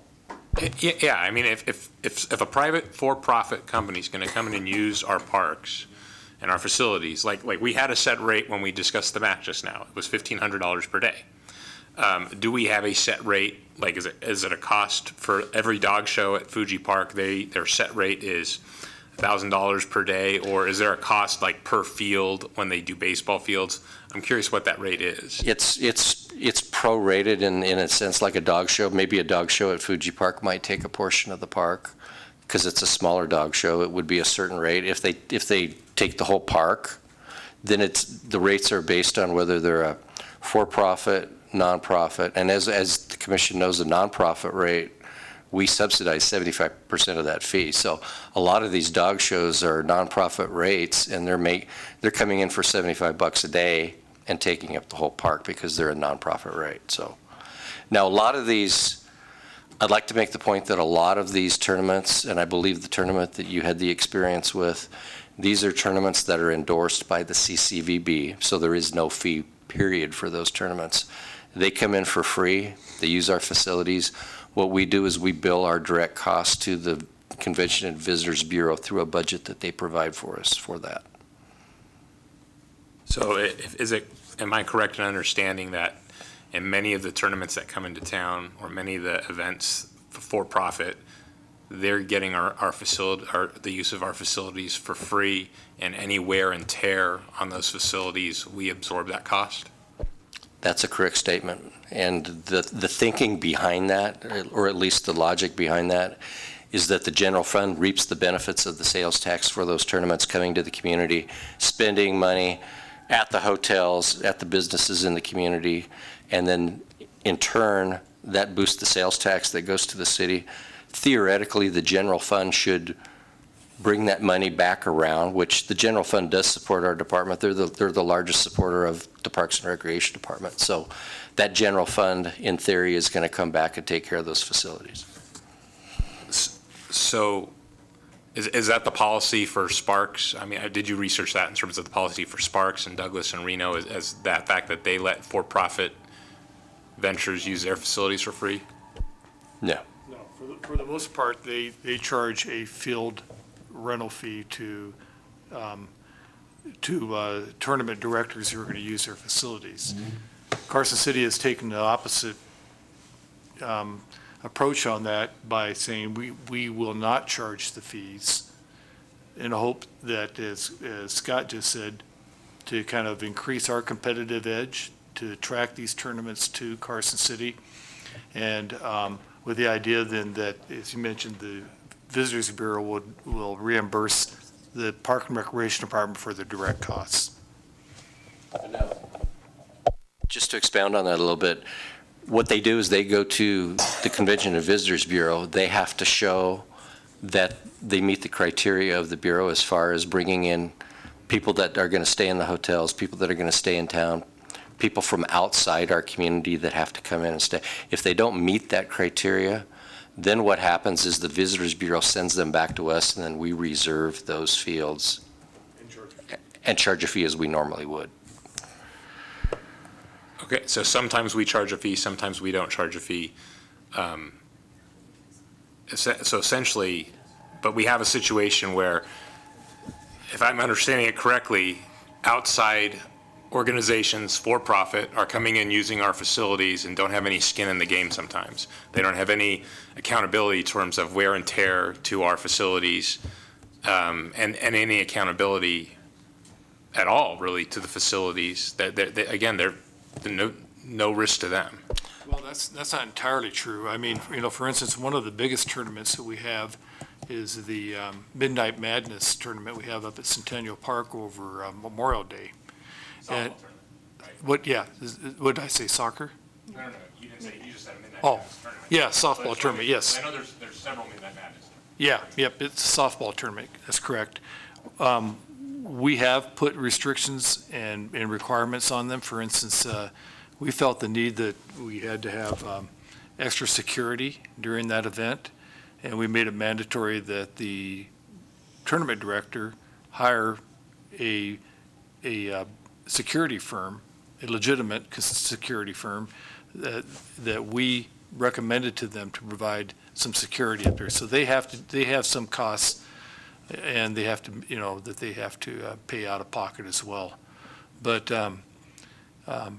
again, it gets really back to what Scott was saying. We're in a highly competitive situation with other communities to attract these tournaments, and you can imagine that when you're attracting people from over 100 miles away to come to your community to recreate or to participate in a tournament here, it's hard sometimes to compete against Reno and Sparks, where they have bigger hotels, they have probably nicer facilities, they have bigger gaming facilities, they have more recreation, entertainment, and they, like I said, in some cases, particularly in Sparks, with the Golden Eagle complex out there, much newer facilities. So we found that our way of being able to compete with them would be to waive those fees and to allow them to charge a gate fee for spectators of those tournaments. And I think part of your question also was about accountability. We have city staff at all of those events. They have to follow all of our park rules and regulations and procedures and everything else. And they do not have, they don't have, full carte blanche to just do whatever they want. We're there to make sure that, they follow all of our rules, that they, anything that we would make somebody comply with that is a regular renter of that facility, these folks have to comply with those as well. But the city staff, it's paid for by the city. So the city pays for the staff, and the city pays for any wear and tear that's accumulated to any of these facilities throughout the year, as they charge a gate fee and as they charge parents to allow their kids to come play here, whether they're from Carson or from another city. They're paying nothing. Well, they're paying the direct costs, which they're paying for the staff that's there. The staff that's there working at that tournament that are city staff are being, the Visitors Bureau gives us an annual amount of money each year that they are going to allow us to use to pay direct costs for those tournaments. When they have an endorsed tournament, we support that tournament. We in turn take the Bureau's money, and that pays the direct costs. You are correct in your statement. It doesn't pay for any capital improvements. It doesn't pay for any ongoing wear and tear and maintenance outside of that particular tournament. But what does pay for that is the revenues that are generated by the sales tax from these big tournaments coming into town.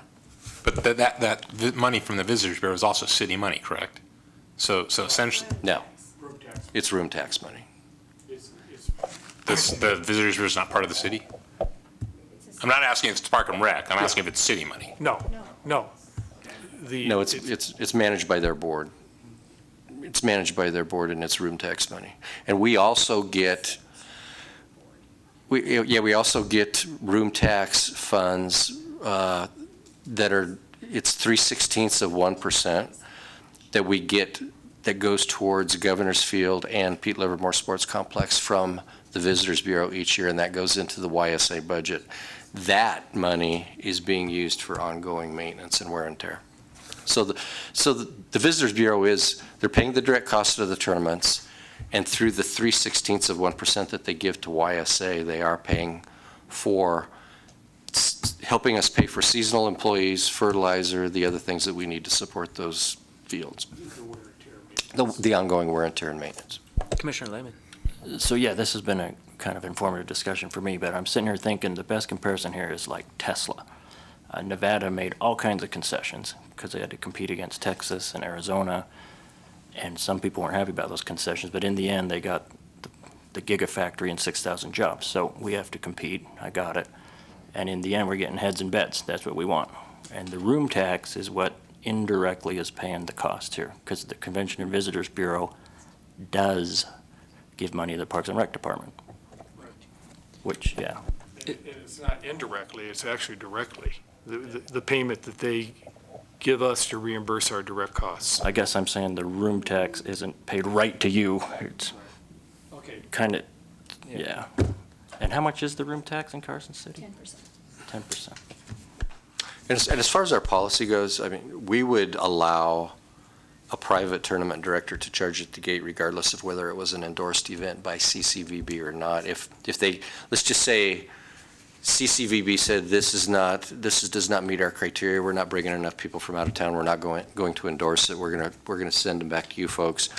So that tournament director comes and meets with Megan and Scott and says, you know, we want to charge at the gate. We would say, yeah, if you want to charge at the gate, go ahead, because we are allowing them to rent that facility and run that tournament as they see fit, as long as they follow all of the other policies that we have set in place for that facility. So you mentioned there's kind of a threshold where a tournament's big enough to use the facility free of charge.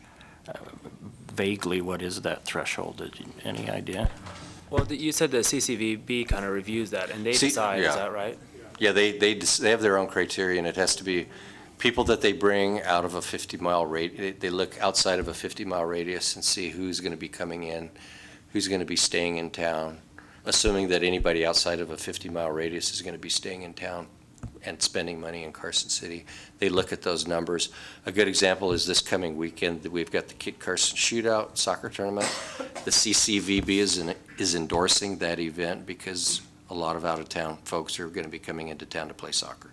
So is there ever an example where CCVB has endorsed that, but maybe they didn't recoup the cost? And Sure. if so, does that still does the CCVB still pay for those facilities like they would have? Yes. Yeah, and I can give you an example. The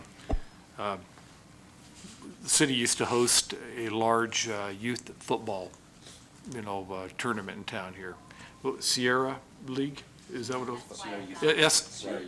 Yeah, Sierra Youth Football, and they used primarily the high school facilities, and it attracted thousands of people to Carson City. I mean, it was a huge impact, but it was really like a one-day event, and the Visitors Bureau determined that there really wasn't an overnight factor to it. There wasn't a heads and beds factor in it, and so they stopped endorsing that facility or that event, and so they're probably going to move to another location, but. But while they were doing that, we were helped supporting that event with some of our staff. We received reimbursement for our costs in doing that. But that's a tournament that's probably going to go away because it was determined by the Visitors Bureau, just didn't have the positive economic impact that that made it advantageous to endorse it. Any other questions, comments? Commissioner Casielo. Just General Scott, you mentioned, of course, and I get that, having, wanting that competitive edge and bringing tournaments here as opposed to Reno Sparks. Do we track that? Do we have any numbers on what our market share of this is? And I'm not asking for what those numbers are now, but do we track it? I don't know if I can't tell you that we know what the market share is, but we do track it. We also survey with the tournament directors after every event And the survey includes how many teams did you have, how many participants, how many family members or spectators you estimated you had. Did you stay in Carson City? Did you stay in other locations, that type of thing? So we do track, that type of information. And we give that information to the Visitors Bureau as well. So it helps them make their determination if that was a worthwhile event to have them endorse.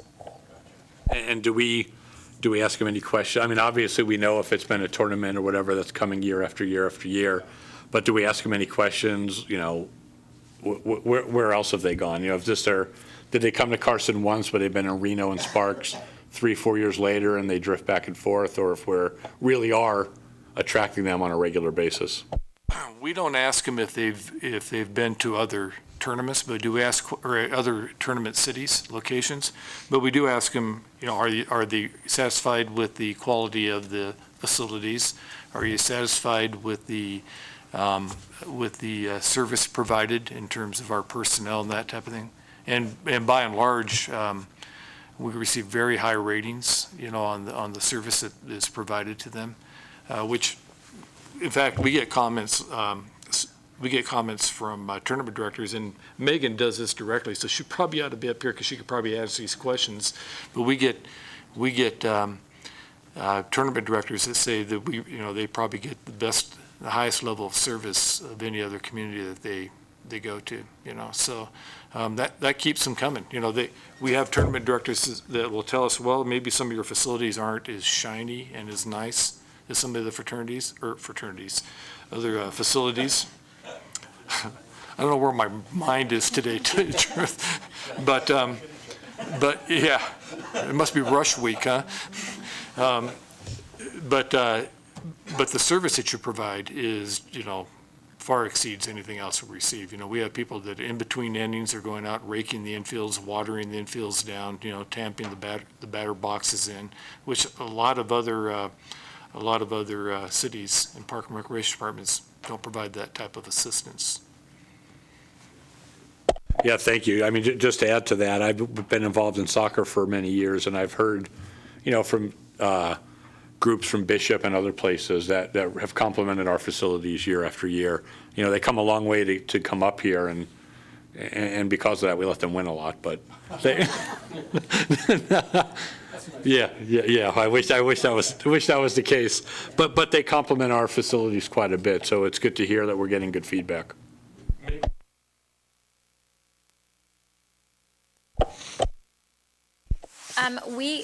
Like Roger was saying, we do ask a follow-up questionnaire after. So at the beginning of an endorsed event or a request, we ask how many teams they anticipate they'll have, how many spectators, where the teams will typically be lodging, and that's what helps the CCVB determine which tournaments they will endorse. Then after the event, we send to the CCVB their team listing, and their survey questions, and how many spectators they believe they had after the fact, and how many teams actually participated. So that again will help CCVB determine for the following year if that's an event that should be endorsed, or if we should take over charging them a rental fee.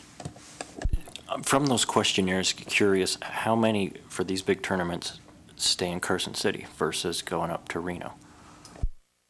The ones that are endorsed all stay in Carson City lodging properties. We have had a few of them that are no longer endorsed by the Visitors Bureau because they tend to stay in Reno, and we happen to be an overflow site. So when they're endorsed by the CCVB, is there some kind of way to channel them into properties here? I'm just thinking like we had the state track meet. It was a huge thing. Mm-hmm. Clark County School District bought all their rooms in Reno. Mm-hmm. It's coming up again this year. That's a huge chunk of rooms, and how do we get them to stay here? I mean, it sounds like they are in sports tournaments. Yeah, I'm not sure. I think that would be by the support that we're able to offer through CCVB endorsement. And that would be their job, CCVB's job, to actually work on promotions and, making sure that they get the rooms blocked out that they need, and doing a lot of outreach. Once they endorse a tournament, then it's pretty much up to the Visitors Bureau, which is what they're there for, is to promote that and to make sure that the people are coming in and staying at our hotels and not, getting a good deal and not going somewhere else. Yeah, I think when it got to Joel could probably tell you how many hamburgers they bought and how many orders of french fries and everything else. In fact, I would be surprised if Joel's not all over that state high school track meet. He's probably been working that and probably sending information out to the school districts, letting them know what kind of amenities Carson City has. I'd be very surprised if he's not marketing that. I'll talk, but yeah, last time, everybody stayed in Reno. Yeah, County.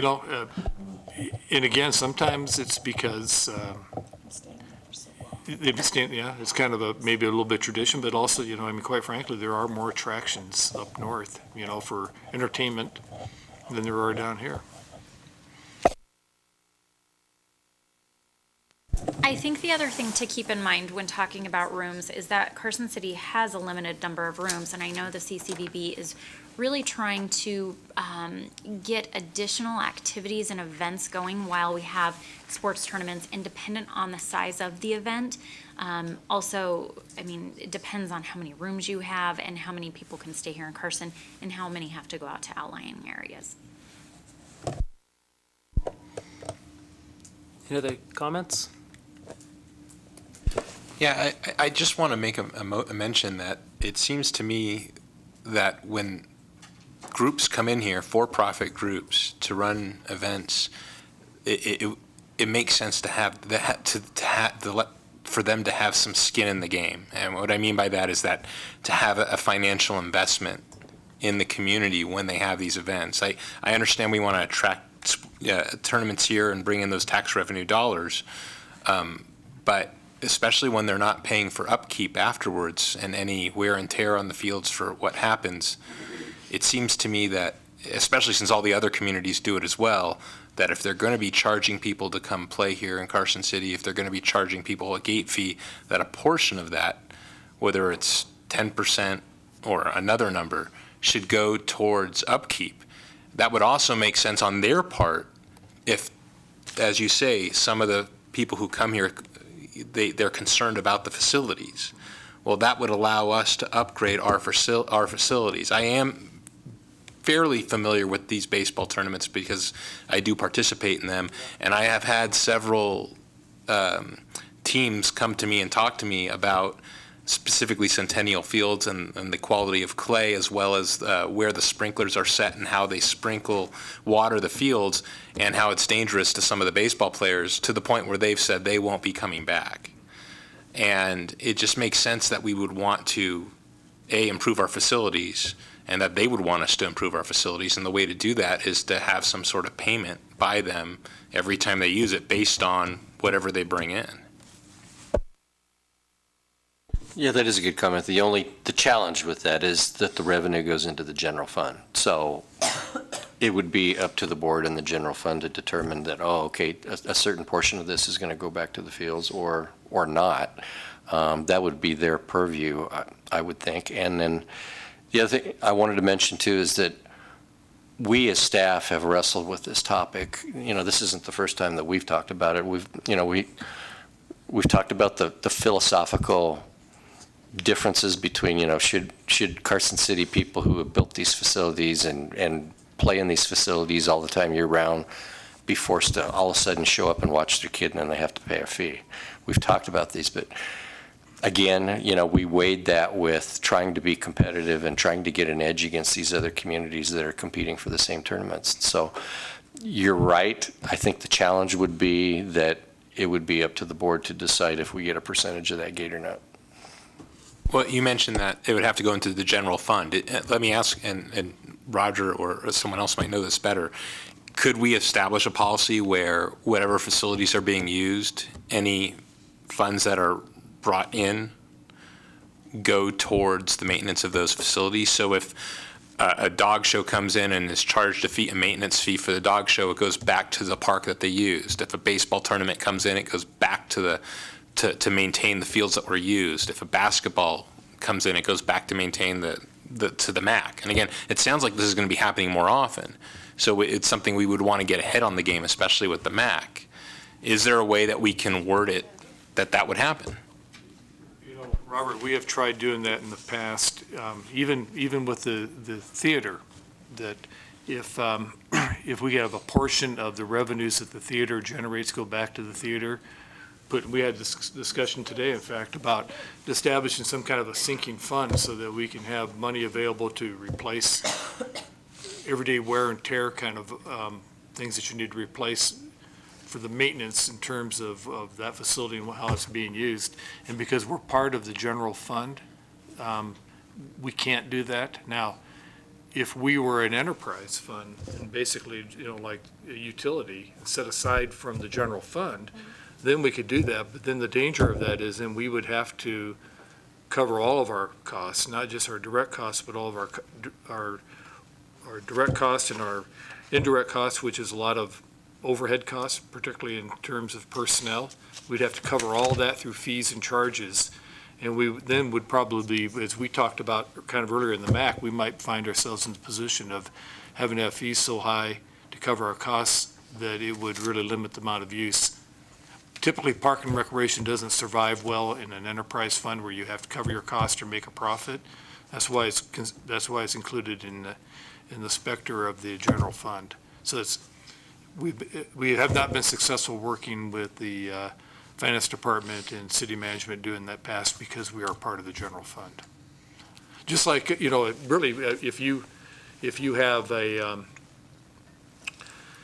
in the planning department, the fees that they generate for permits and that don't go back to that department. That goes back into the general fund. So we're not anything different than any other department, except for the utilities, which are enterprise funds. Would it, if a resolution was passed and at the end it says with the intention of maintaining the facilities that are being used, if that's the spirit, I know that's kind of been brought up this year with the parks, Carson City's considered to have every neighborhood is part of the same neighborhood in Carson City.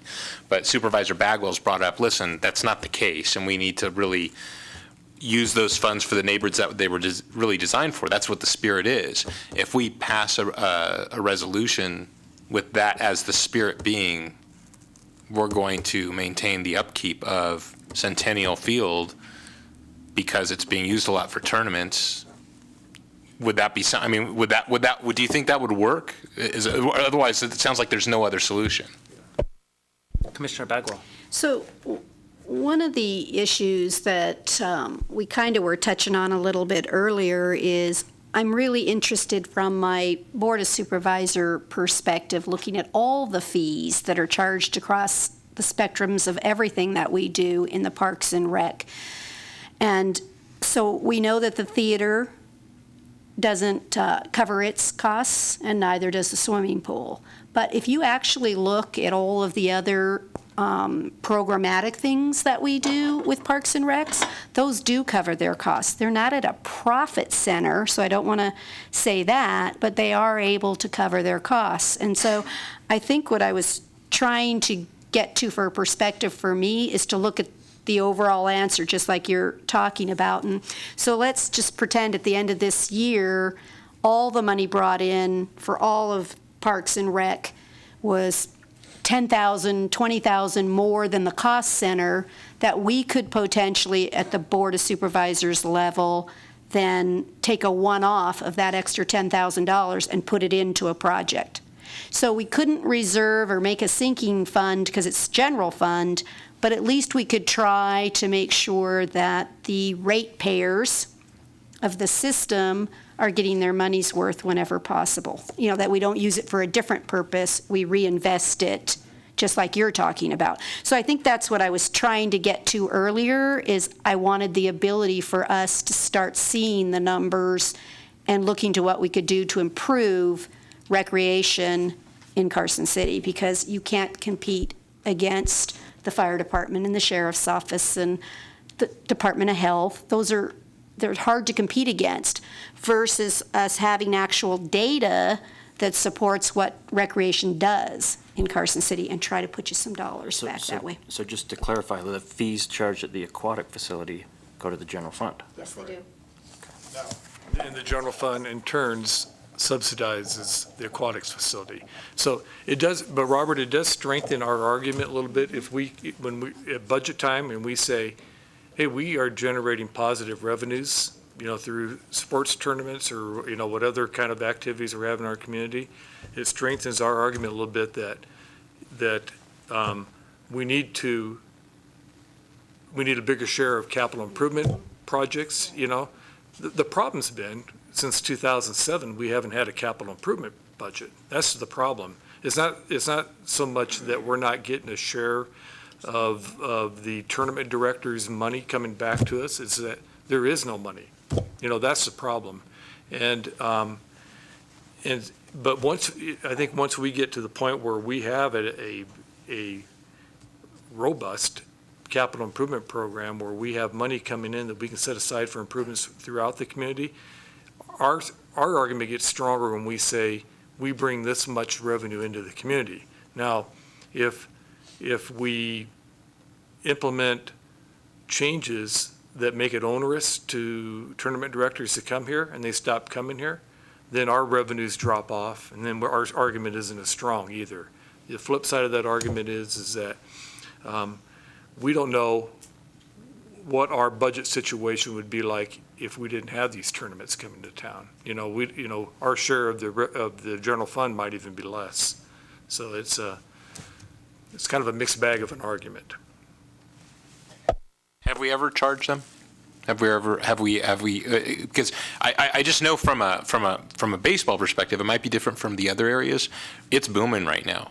And it's booming to the point that there are competing organizations, to the point where I suspect that if we did charge, and one of the organizations says, maybe we won't come there, you could easily go to one of the 5 or 6 other organizations that are currently running tournaments and say, hey, we've got a set of fields, we've got a set of teams in Carson Valley, Carson City, Sparks, and Reno that will be your foundation. You're going to make a lot of money, and and you're not only going to have to pay this much. I mean, it sounds, from my understanding, where before we were trying to compete to get them here, this industry is doing very well right now to the point where it's grown, and they have a foundation in this area. And if we've never tried to charge before to reinvest that money back into our fields, to improve those fields, now would be a good time to do it.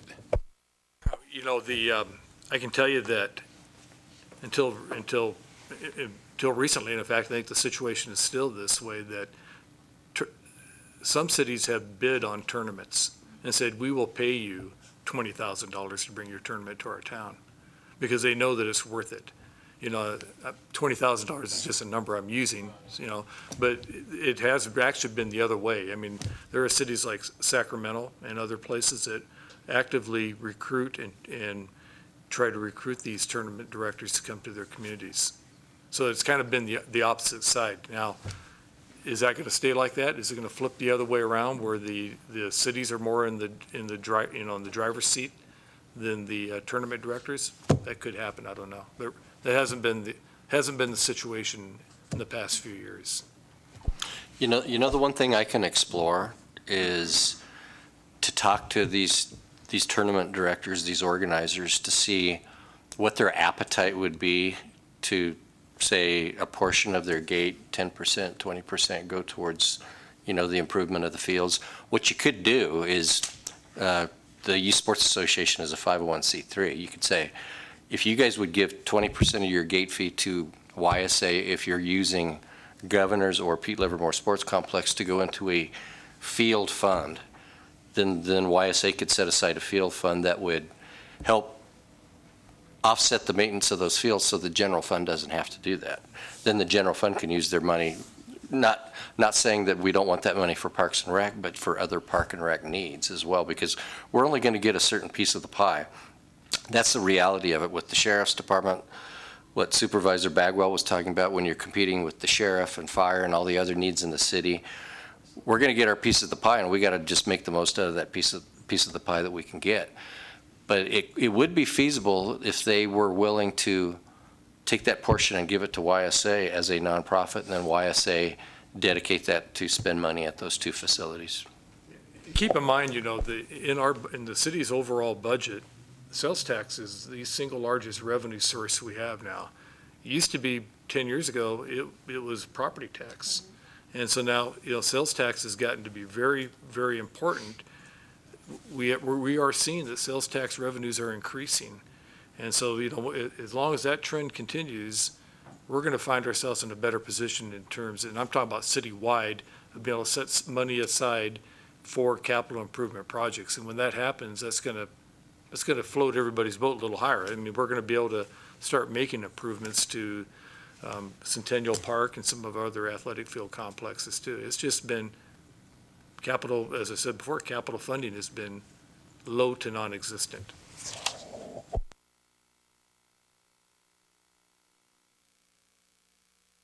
Any more comments or anything from the public?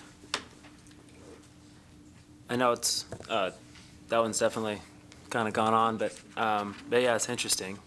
And it's hard because kind of through the recession, we went 5 years without anything. So is it because we didn't have any, because we didn't charge anybody and so we don't have any money for it? Or is it because it was being used for, for other services? But do you feel, Commissioner Glenn, I know this one was specifically important to you. Do you feel like there's anything that you want to continue to further kind of, anything you'd like to see back? One thing I guess that I question, I know, and it's been a long time, but we saw some of the, I guess, heads and beds type information is years ago. And that stuff was upwards of 16 million, 17 million. And a big question to me was, out of that money that was brought in, how much do we actually see come back to this particular department? So maybe for the future, I'd kind of like to see maybe January or I guess it'd be February now. Could you bring just kind of a general report? We would have to get that report from the Visitors Bureau. Okay. Now, but we can't be as discreet enough to tell you how much that comes back to our department. We can tell you, based on the estimated sales tax revenues of an individual or the aggregate tournaments and special events, what the estimate is it brings back to the city. But again, that goes back to the city general fund. I could not tell you then, how much of that goes to Park and Rec, how much of that goes to the Sheriff's Department, Public Works. It just goes in that big general fund pot, But we can tell you how much Parks and Recs gets of the general fund. We can give you the percentage. Okay. Well, we give you that every year in the budget too. Yeah. Right. Okay. So is the budget, that's normally right around that time too that we go over, right? Okay. Probably in January or might be February, depending on what happens with the ordinance. Sure. We could start trying to see if we can put those numbers together for you. Okay. You asked if I was satisfied with, or if I wanted to leave it at this, and I guess part of what I appreciate all the information that's been brought forward and answering the questions. One question, Megan, when you do you survey the directors or the people who actually come to the tournament as to where they stay? We do a follow-up questionnaire with the tournament directors themselves. The CCVB used to ask us to survey individuals. However, they have not requested that. Okay, so we asked the directors who have a stake in the game to keep getting free tournaments, how many people are using the hotels? We don't ask specifically how many are using the hotels. What we're asking is how many teams they anticipate having, and then how many teams did they have, and including the spectators. So we also ask at the beginning for the CCVB, where will your teams be lodging? Okay. Some teams make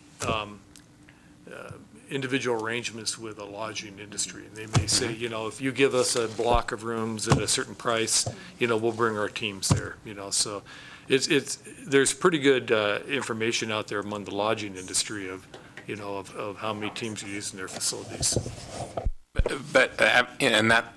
Thanks for answering that. I guess what I would like to do is research a little bit more as to what's going to benefit the maintenance of our fields in the community, as well as what's really fair to the community and to the different players. I mean, maybe even putting these tournaments up to bid to different organizations. And again, I don't know if that's our job or not, but I would be curious to investigate a little bit further if, if they're getting the free use of the fields, yet they're not paying anything towards maintenance.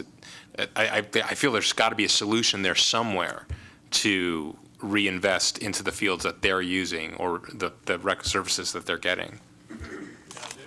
And I guess, we're maybe kind of going in circles here, a little bit of discussion, Robert, but I guess if I could put it as maybe as simple as possible, we know that we're recovering our direct costs in, and providing those services for these tournaments. The question is, are we getting through the indirect expenditures in the city, in the share that's going to the city in terms of sales tax?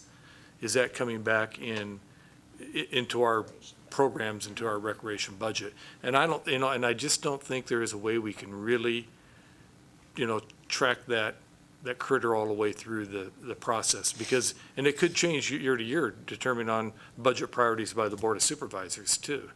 So, I know exactly what you're saying, but once that money goes into that big pot of the general fund, it goes in that mixer, and it's really hard to figure out where it goes from there. But quite possibly, you could actually be making more money, could be going back to that facility than you would with that rental fee, because of those heads and beds. But that's what's tough. That's kind of why I was hoping for a report, because I was hoping we could maybe show that. But the other Once it gets unknown. loaded in the general fund, I think it loses that transparency. The other unknown question is, would we be able to maintain the assets and resources that we currently have if we didn't have those? So, I mean, there's the flip side of that too, is, would we be cutting our budget, or would we be downsizing and losing resources if we didn't have that sales tax support from these tournaments? So, you kind of look at it that way. Well, yeah, maybe we're not gaining anything, and maybe we're not building our empire, so to speak, but maybe we're keeping what empire we have intact due to the money that's being infused into the community. So we don't know the answer to that, but that's. But Scott, you suggested maybe the one thing to come out of this is you could approach tournament directors and see if they had an appetite of, I think, putting some of their funds into the YSA fund, which would go into maintenance, which would help their tournaments because the fields are better maintained. So that might be one solution that you brought I don't up. think it hurts to approach them. They may say, no, we're not going to do that because we're going to go somewhere else if you make us do that. And, so I mean, it doesn't hurt to ask the question and say, would you folks be willing to do that? And that is a mechanism through YSA if we wanted to do that. That would not apply to Centennial, but that would apply to Governors and Pete Livermore Could it if Complex. it was in Foundation? The Park Foundation? You could. There's another mechanism in place, which is the new Park Foundation, and that's another nonprofit 501c3. Money can go into there for Centennial too. So. Public comment? All right. Thanks for your patience. We're going to take a break here. Let's meet at 8 o'clock.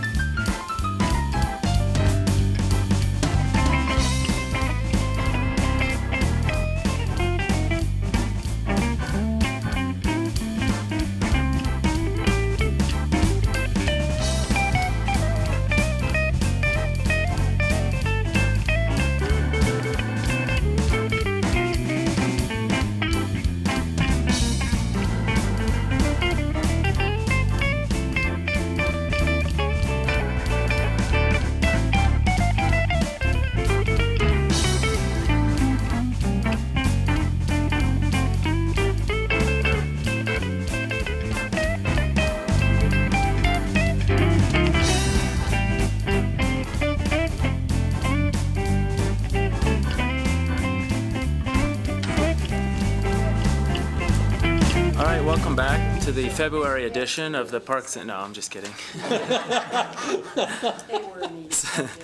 All right, moving on to staff updates. 4A, disc golf course complex project. We need this one. Oh, Let's just Man. skip 3E. hey, I skipped it. Well, without To- Vern here. To recommend to the Board of Supervisors the acceptance of the Parks and Recreation Commission Annual Report for 2015. This is true. I did skip this one. So, to start it off, I guess, so I looked over that report and saw, it kind of took highlights of everything, and I like it. I like the condensed version. I at first when I started, I was hoping we could maybe fit it into one page, but maybe can't quite be that, yeah. We need a smaller I font. couldn't read it. Exactly. But I did like the condensed kind of outline of it versus the multi-page kind of thing.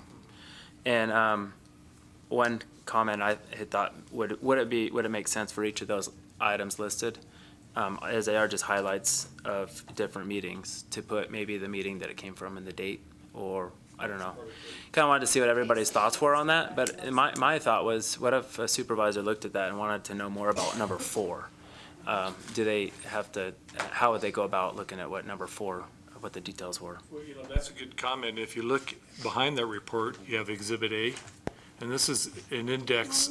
We Yep. keep an index of all of our Yep, agenda items, and so, it is broken down by the date there. So we could, the report, if the commission would choose, we could include the Exhibit A as part of the report too, so they could cross-reference. and that's a good point, because I didn't realize you did that. Yeah. So I then wondered that if you did actually do this, like the way you've done Exhibit A, if you've done that index all the time, Yeah, we do. is it worth maybe looking at one way to incorporate both, so you don't have to have 2 documents or 2 different things? And Commissioner Bagwell, I wanted to get your input too as a supervisor, but I'm all for not having duplicate efforts.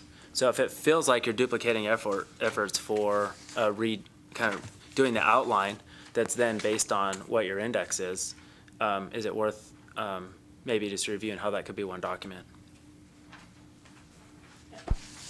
So I really like Exhibit A, personally. As a board member, I really enjoy that because like you said, I can see systemically the movement throughout the board too, and meeting to meeting to meeting. So I like it with the meeting dates and think Exhibit A is really, I don't need it in narrative form. I think the Exhibit A is perfectly fine. Perfect. And I think actually, it'd be nice as maybe meetings, every so often, we get Exhibit A here too, to put in your own binder, so when you're looking for something quickly, we could, aha, that's the meeting we did that at. That's a good point. Like, we were talking about the budget earlier, and I'm flipping Yeah. through trying to figure out what date When that did was we in. do that? Yeah, exactly. So I like Exhibit A. Exhibit A is sort of an ongoing project because it changes after every meeting.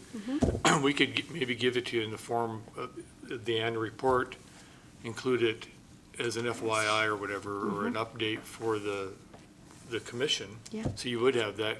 I think you're right, there's some value there that if you are keeping all these things, you could say, well, when did we talk about such and such, and go back and take a look at it. But I guess my question for the commission is, are you saying that you think Exhibit A would be the annual The report? report, That's what I'm Yes. saying. Okay, yes. I'll tell Vernie he wasted all this time. And then tell Vern I'm sorry I wasted his time, but he'll be thankful for next year. Yeah, exactly. No, and that's okay. I mean, I think we can work with that. Again, this is your report, not staff's. So if you're comfortable with Exhibit A, and whoever's going to give the report to the Board of Supervisors feels comfortable with that, we're fine with it. It's less work than we have to do too, to prepare you. Okay. Yeah, Brett, I'm sorry. Oh, no, go ahead. I would say I agree with you. I think I don't want to make any more effort for staff than we have to. And if Commissioner Bagwell says, that this seems to make sense, and we want to do something that works for the supervisors as well. So I'm in favor of that completely. Anybody willing to make a public comment? Anybody willing to make a motion? What is possible action? It is. I'll make one if you're ready to get one going. Yes, please. Okay. I move to recommend to the Board of Supervisors acceptance of the Park and Recreation Commission's annual report for 2015 as Exhibit A was Second. presented. All in favor? Aye. Any opposed? All right. Now is 4A. Staff update on the disc golf course complex projects design chariot. And that's, well, Vern, but I think Roger, you're gonna I'm handle this going one. to fill in for Vern again. So Vern, by the way, is out of town attending his daughter's state swim meet down in Las Vegas, so, who we hope she does well. Vern has been working very closely with the advocates of the disc golf course. And Sean, you attended part of this meeting. I came in the afternoon after you had left, so we missed each other, but, so you can kind of, if you want to fill in some of the blanks too, you can, but basically what happened was, we had a disc golf course complex project design charrette. Vern headed that up. The charrette was held on Wednesday afternoon, October 21st, 2015, and it was held from 1 to 5 p.m. in the Community Center's Bonanza Room. That's where it started. Attendees included Greg Swift, Sean Lehman. City staff was Vern, Scott Fahrenbrook, Ann Bollinger, Rich Wilkinson. Ann and Rich are both from our open space program. And then, as I mentioned, I attended the afternoon session in the Bonanza Room, the follow-up session. Also included was Mike Drews from the Great Basin Group. He's our cultural resources consultant. I want to remind you that that property that we're looking at for the disc golf course came to us as part of that BLM transfer.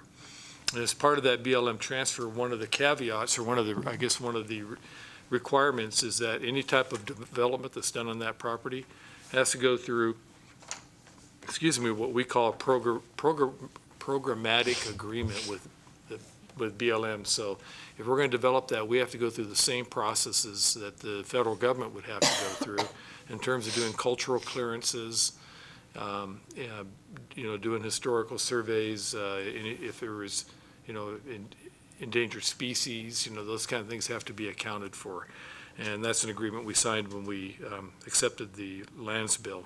So that does, slow up a process for developing the area. It does add some money, some cost to it, but it's also in the spirit of making sure that we're not, harming cultural amenities that may be out there. And as you know, that area right there too, as you may or may not, the original Pony Express route went through that area. And there, of course, there may be some Native American cultural sites out there as well. So we hired Mike Drews to go out and do an assessment of that.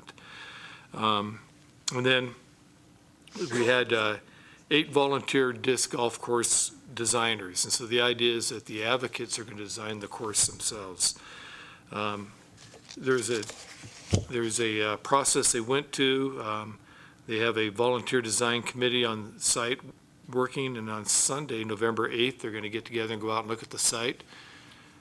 The advocates feel like that they have the ability out there to have 2 tournament 18-hole disc golf course sites out there, plus a beginner site as well, and a beginner course. Vern put together a little matrix that you could use to judge each site, depending on its topography, vegetation cover, rock outcroppings, parking, accessibility, all these different kind of factors. And the advocates went through that. They had kind of made up their mind that I think Site 4 was and this is, I think you were involved at this point, the Site 4 seemed to be the most attractive site. When they went out there and looked on the site and actually went out there and on the property and ran the different sites through the matrix, they came out thinking that Site 3 was really the best site. And so they changed their minds after being out there and looking at it. So they have a preference towards Site 3. Again, that would include a beginner's course, it'd be 9 holes and 2 tournament 18-hole courses. The tentative plan is to come with back to the Park and Recreation Commission when the advocates, the designers have put together a plan. That'll probably be in March. That'll be for the Park and Rec Commission's approval as well. And after the Park and Recreation approves it, hopefully they will, then it has to go to the Planning Commission. And that would probably happen in early 2016. We would have to obtain a special use permit to build the golf course, the disc golf course. In the meantime, after the plan is accepted, then the advocates feel like they have something that they can actually go out and show and try to recruit some funding, and they'll start their funding program. So we're, kind of in a nutshell, we're hoping that a plan will be approved early this year, hopefully in March, and that we would be able to go to construction based on determined by successful fundraising in the summer. I know my mouth is getting dry from talking, but and that we'll have that course probably ready in the summer and fall. So we're making progress. It's been a slow process simply because we have some federal requirement hoops we have to jump through, and because of funding issues. But if you have any questions, I'd be happy to try to answer. Commissioner Lehman? So, yeah, I was at the first part, and I will say that all the players were there, and Vern did a great job at mapping things out, and there's a portion that has historical significance that has to be avoided. Then he mapped out grades that were too steep and drainages to be avoided. So he's got it all mapped out. I wasn't to go to the site, so I'm glad they're able to pick a site, so that's the site that will be used then, I guess. And fundraising-wise, at one point, there was one basket that someone had ponied up for. Has there been anything else that we know of? Right now, I think we have that one. That's the one donation we have cash on hand, but we've had some commitments by other potential donors too. Thank you, Roger. Do we have any other comments? Public comment? All right. 4B, as you all know, probably most of you know, we have been having pretty, I guess, would you call them severe coyote issues at the parks. I've seen the signs, but I haven't seen any coyotes. But I've been looking for them. Sean, there's a sign for the high school. Right. There you go. Again, for the record, Scott Fahrenberg, Deputy Director. There has been a significant amount of coyote incidents in the past three to 4 months, and so we've been dealing with them specifically on our trails in the east part of town. In early August, we started to receive reports from trail users of some problems, and actually one of the most disturbing reports, which I confirmed by talking to the gentleman, was he was walking on a trail at the Mexican Ditch Trail, and he had 2 dogs with him, and his small dog, a small German miniature schnauzer, got snatched up right in front of him and taken off, and he never found the dog again. So he was pretty traumatized by the whole thing, and that's understandable. And that had happened, and we over the 21 years that I've worked for Parks and Rec, I've probably had maybe 3 coyote incidents on the trail that are similar to that. And they've typically been years and years apart, so I figured, well, that's coyotes doing what coyotes do. That's unfortunate. But then as we kept getting more and more reports, since that time in August, we got some more reports. We discussed it internally. We put out a press release on August 24th. We put out a press release that went in the newspaper, got on Carson Now. And then since that time, there was an individual that her home borders the park, and she has 2 dogs, and she lost both of her dogs to coyotes. The coyotes had jumped over a fence, got the one dog, and then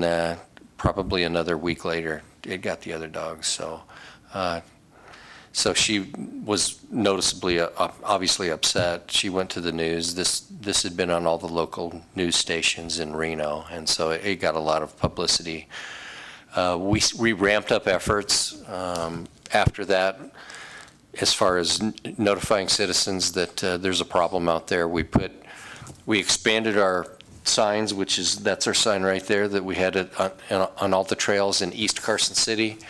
We've expanded those signs to all of our trails, even on the west side, even at Long Ranch Estates, where we've had quite a few sightings of coyotes, periodically through there. And, we're concerned about Long Ranch right now because we have a lot of walkers and we have a lot of people that use the paths and a lot of dog walkers that go around that open space area. So we're monitoring that area closely. We did get in contact with NDOW, and they finally had seen enough as far as the incidence of coyotes, and so they did contract through the USDA, the Department of Ag, to have their hunters come, and we did eradicate 3 coyotes from Riverview Park, and they're pretty confident that the 3 that they got are the 3 most aggressive ones. The reports and the sightings that we got were that it was, 2 to 3 coyotes that were causing a lot of the problems, that, stalking people with dogs. There's been several incidents of dogs getting bitten. All of the dogs that have been attacked have been off leash. There haven't been any dogs that have been on leash that got attacked. So, as you can see by the sign, we encourage people that walk their dog on those trails to walk their dog on a leash and don't have them off leash, because, like I said, every incident that we had with a coyote with a pet was because the pet was off leash. And so I think that at this point we're doing all we can do. We eradicated, what we hope were the problem coyotes, but that doesn't mean that the coast is clear. There's still a lot of coyotes out there with the drought.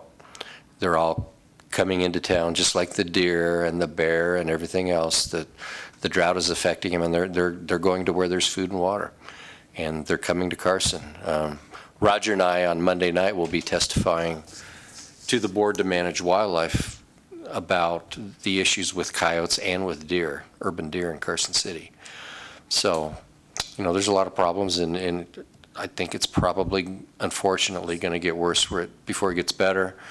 We just have to educate people to be careful, keeping their dog on a leash, staying away from the hours of dawn and dusk, which is when the coyotes are the most active, and hopefully just being smart about it.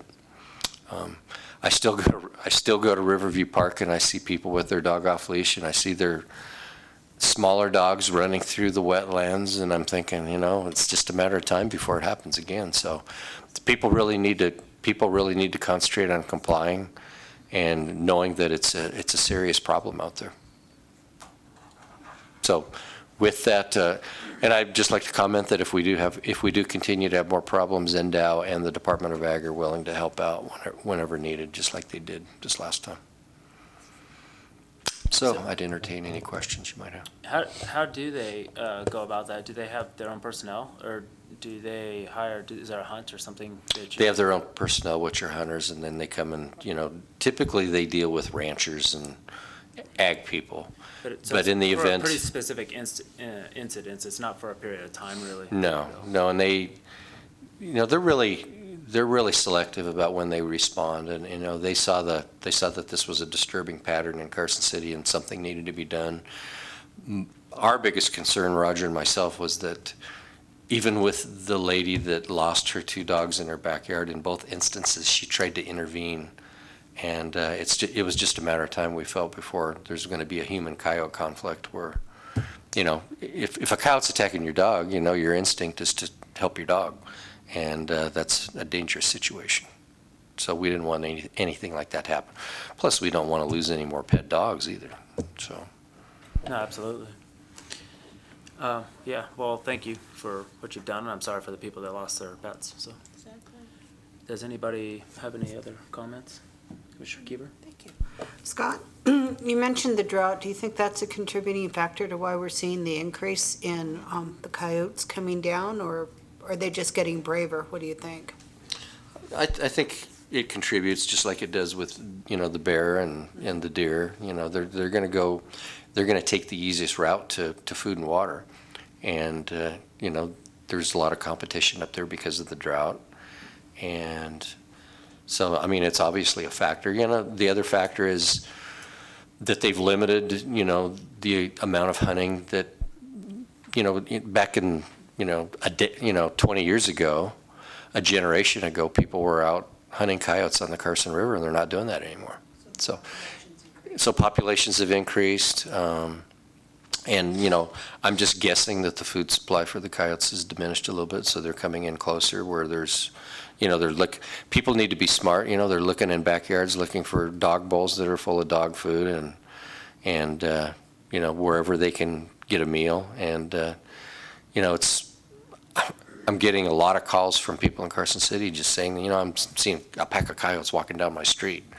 This has been the first year where we have really had a lot of issues with coyotes and a lot of people concerned about the amount of coyotes that's around this area.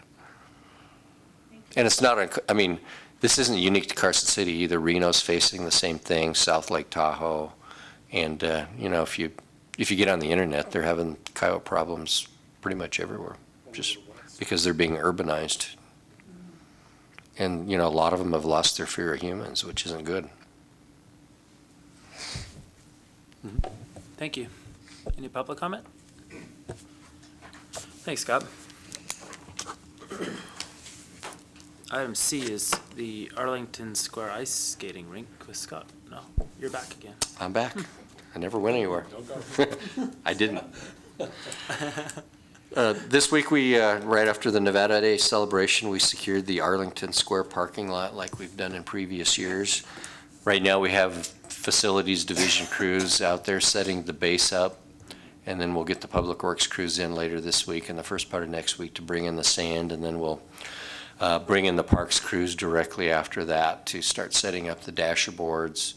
And then between Parks and Recreation crews, we'll be setting up the dasher boards, the lights, the tents, and getting everything set up. Physically, the Arlington Square ice rink is going to look exactly like it did last year. We got the same layout. We're going to duplicate what we did last year. On November 20th, we're going to start making ice in preparation for the grand opening, which will be on Friday, November 27th. November 27th will be the grand opening. And we hope, weather permitting, that the ice rink will go until Saturday, February 6th of 2016. Prices will be pretty much the same as they were last year.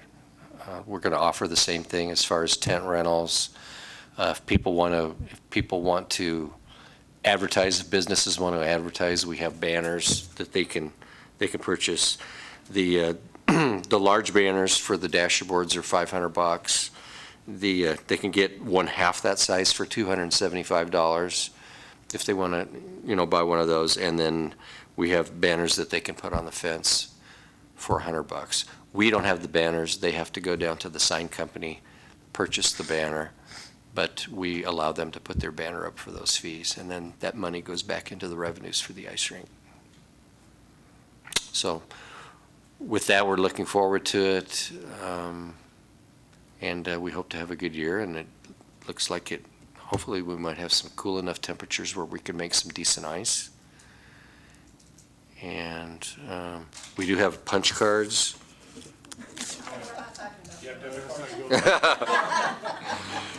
Yeah, the P word. The P word. But we do have, we don't want to talk about punch cards, but we have general admission, and we have family skate night, and we have, all the promotional things that we did last year, and I won't say anything else about punch cards. As long as my poll pass works. But they should be the same price as the MAC and the aquatic facility. There you go. Megan's gonna look into that too. So, does anybody have any questions about the ice rink?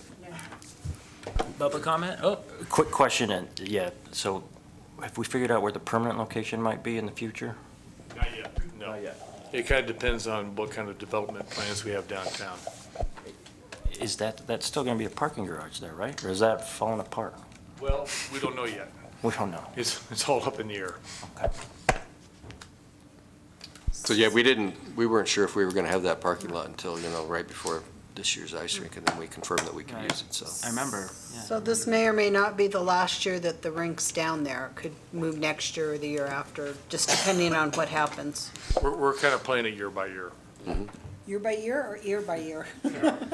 Fact is, nobody knows. We got it this year, we know that. I know, I see you when I go to Yes, work that's every great. morning. Thank you, Scott. You bet. You're not on the next one, sorry. I guess you can go now. But if you want to stay. All right. I think the last update is the multi-purpose athletic center project and the grand opening ceremony. You can tell I really miss Vern, He used to do all the talking, so.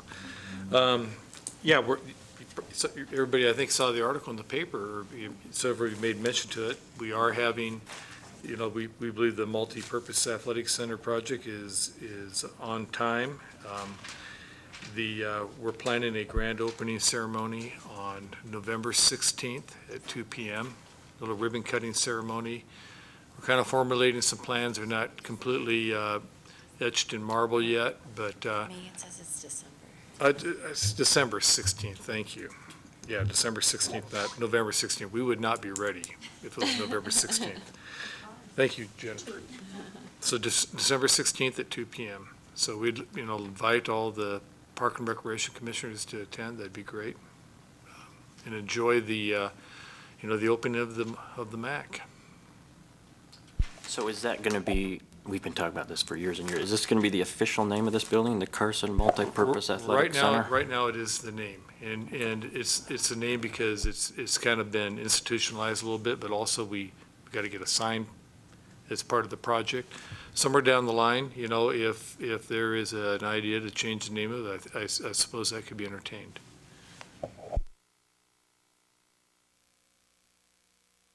Is the sign already made? Okay. All right. Any other questions? Public? Nope. All right. Let's get her done. Me- Finally got done. Yeah, it's great. It's exciting.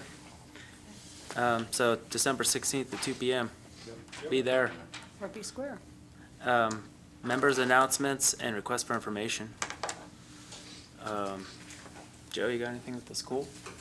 I'll just say two quick things, because I know we're looking to get out of here. We had a regional, I keep forgetting the acronym name, but we called it the RAM, where we had a medical and dental. Yes, thank you. And it was a big success. We served a lot of people, and I just wanted to give a thanks actually to the students, the HOSA students, Health Occupation Students of America. They showed up in force, and everybody from the folks who were there to seek, who needed attention, to the doctors and medical staff there, said good things about these kids. They were really helpful, and they provided a great service just in their volunteer effort. So just wanted to thank them and everybody who was involved in that. And then whoever's, a lot of people have been paying attention, and I'm not going to get into the details, but there's been some issues and decisions going on with the cheerleading program at the high school. And just wanted to let people know that the superintendent did conduct a big investigation, and just the other day issued a decision on the matter. So for anybody who's been paying attention, there has been a decision rendered. But there were some concerns that maybe there wasn't enough investigation going on, and just wanted to let people know that in fact there has been, and it's being handled at the district level. Make a comment about the school district, students, I guess, more specifically. We had a Carson River cleanup day, this fall down at Silver Saddle Ranch, and we had over 200 ROTC students show up for that. And I can tell you that everybody that was working with those students and associated with them came away tremendously impressed with the, how well those kids performed. And so it was great to see. No, thank you. Yeah, on behalf of the school district, we appreciate hearing that. everybody says that, but we really have some good students in this area. We have some good kids, and a lot of times in areas, you always hear the bad things. But, we're not a perfect community, but we have some really good students and just, good citizens in general. So, our goal is to keep as many of them here as they grow up as we can. So we'll see what we can do. Thank you, Joe. Any other announcements or requests for information? Commissioner Glenn. Yeah, there was an incident at Mark Twain Elementary School about a teddy bear and needles, and there was a quote in all the articles I read, from the Gazette-Journal to the Nevada Appeal to Carson Now, from our sheriff, that implied that it had something to do with the joint use agreement with Parks and Recreation. Is there any reason to believe that it did? No, there isn't. And I don't think, speaking with Sheriff Furlong, he meant to imply that it may have been associated with the interlocal agreement we have. I think he was saying that there is an interlocal agreement. The city, the playground is able to use, the city's able to utilize that playground at kind of as a city park. And I think what he was implying is that it is open, and so things can happen. But it appears that in the investigation, I don't know all the details of the investigation, but it didn't have anything to do with just general use by the city of that facility. So I think he didn't mean it the way it came out. All right. Any other comments or requests for information? Future agenda items?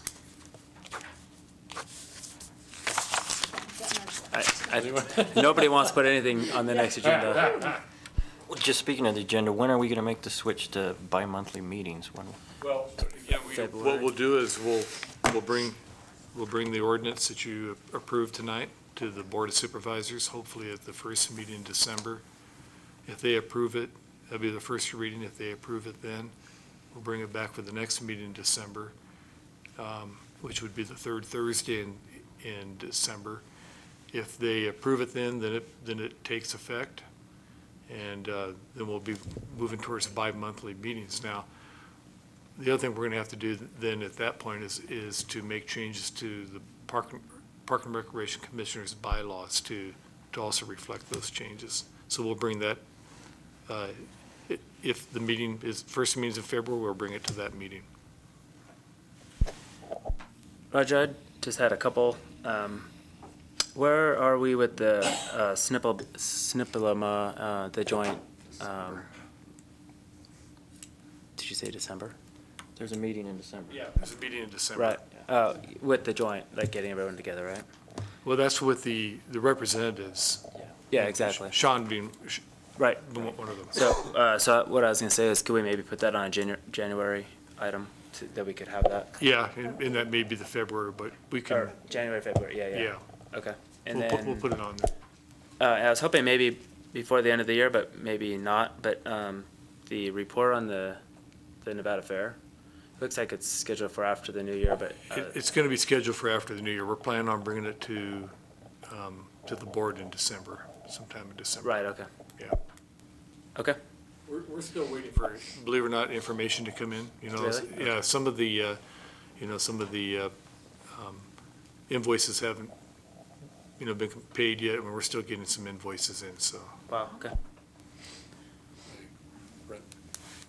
Commissioner Casiopo. Just for future agenda items, we talked with Megan about getting some 6-month numbers. I know they're going to be preliminary, we can't hold our hat on them, but I think just as a work in progress, it would be good to see it, so I just wanted to formally request that at a future agenda item.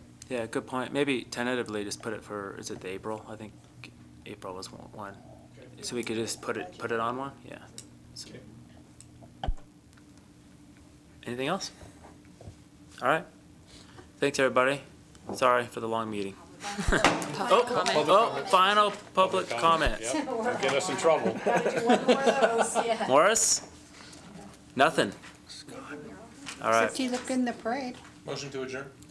Do we have a motion to adjourn? So moved.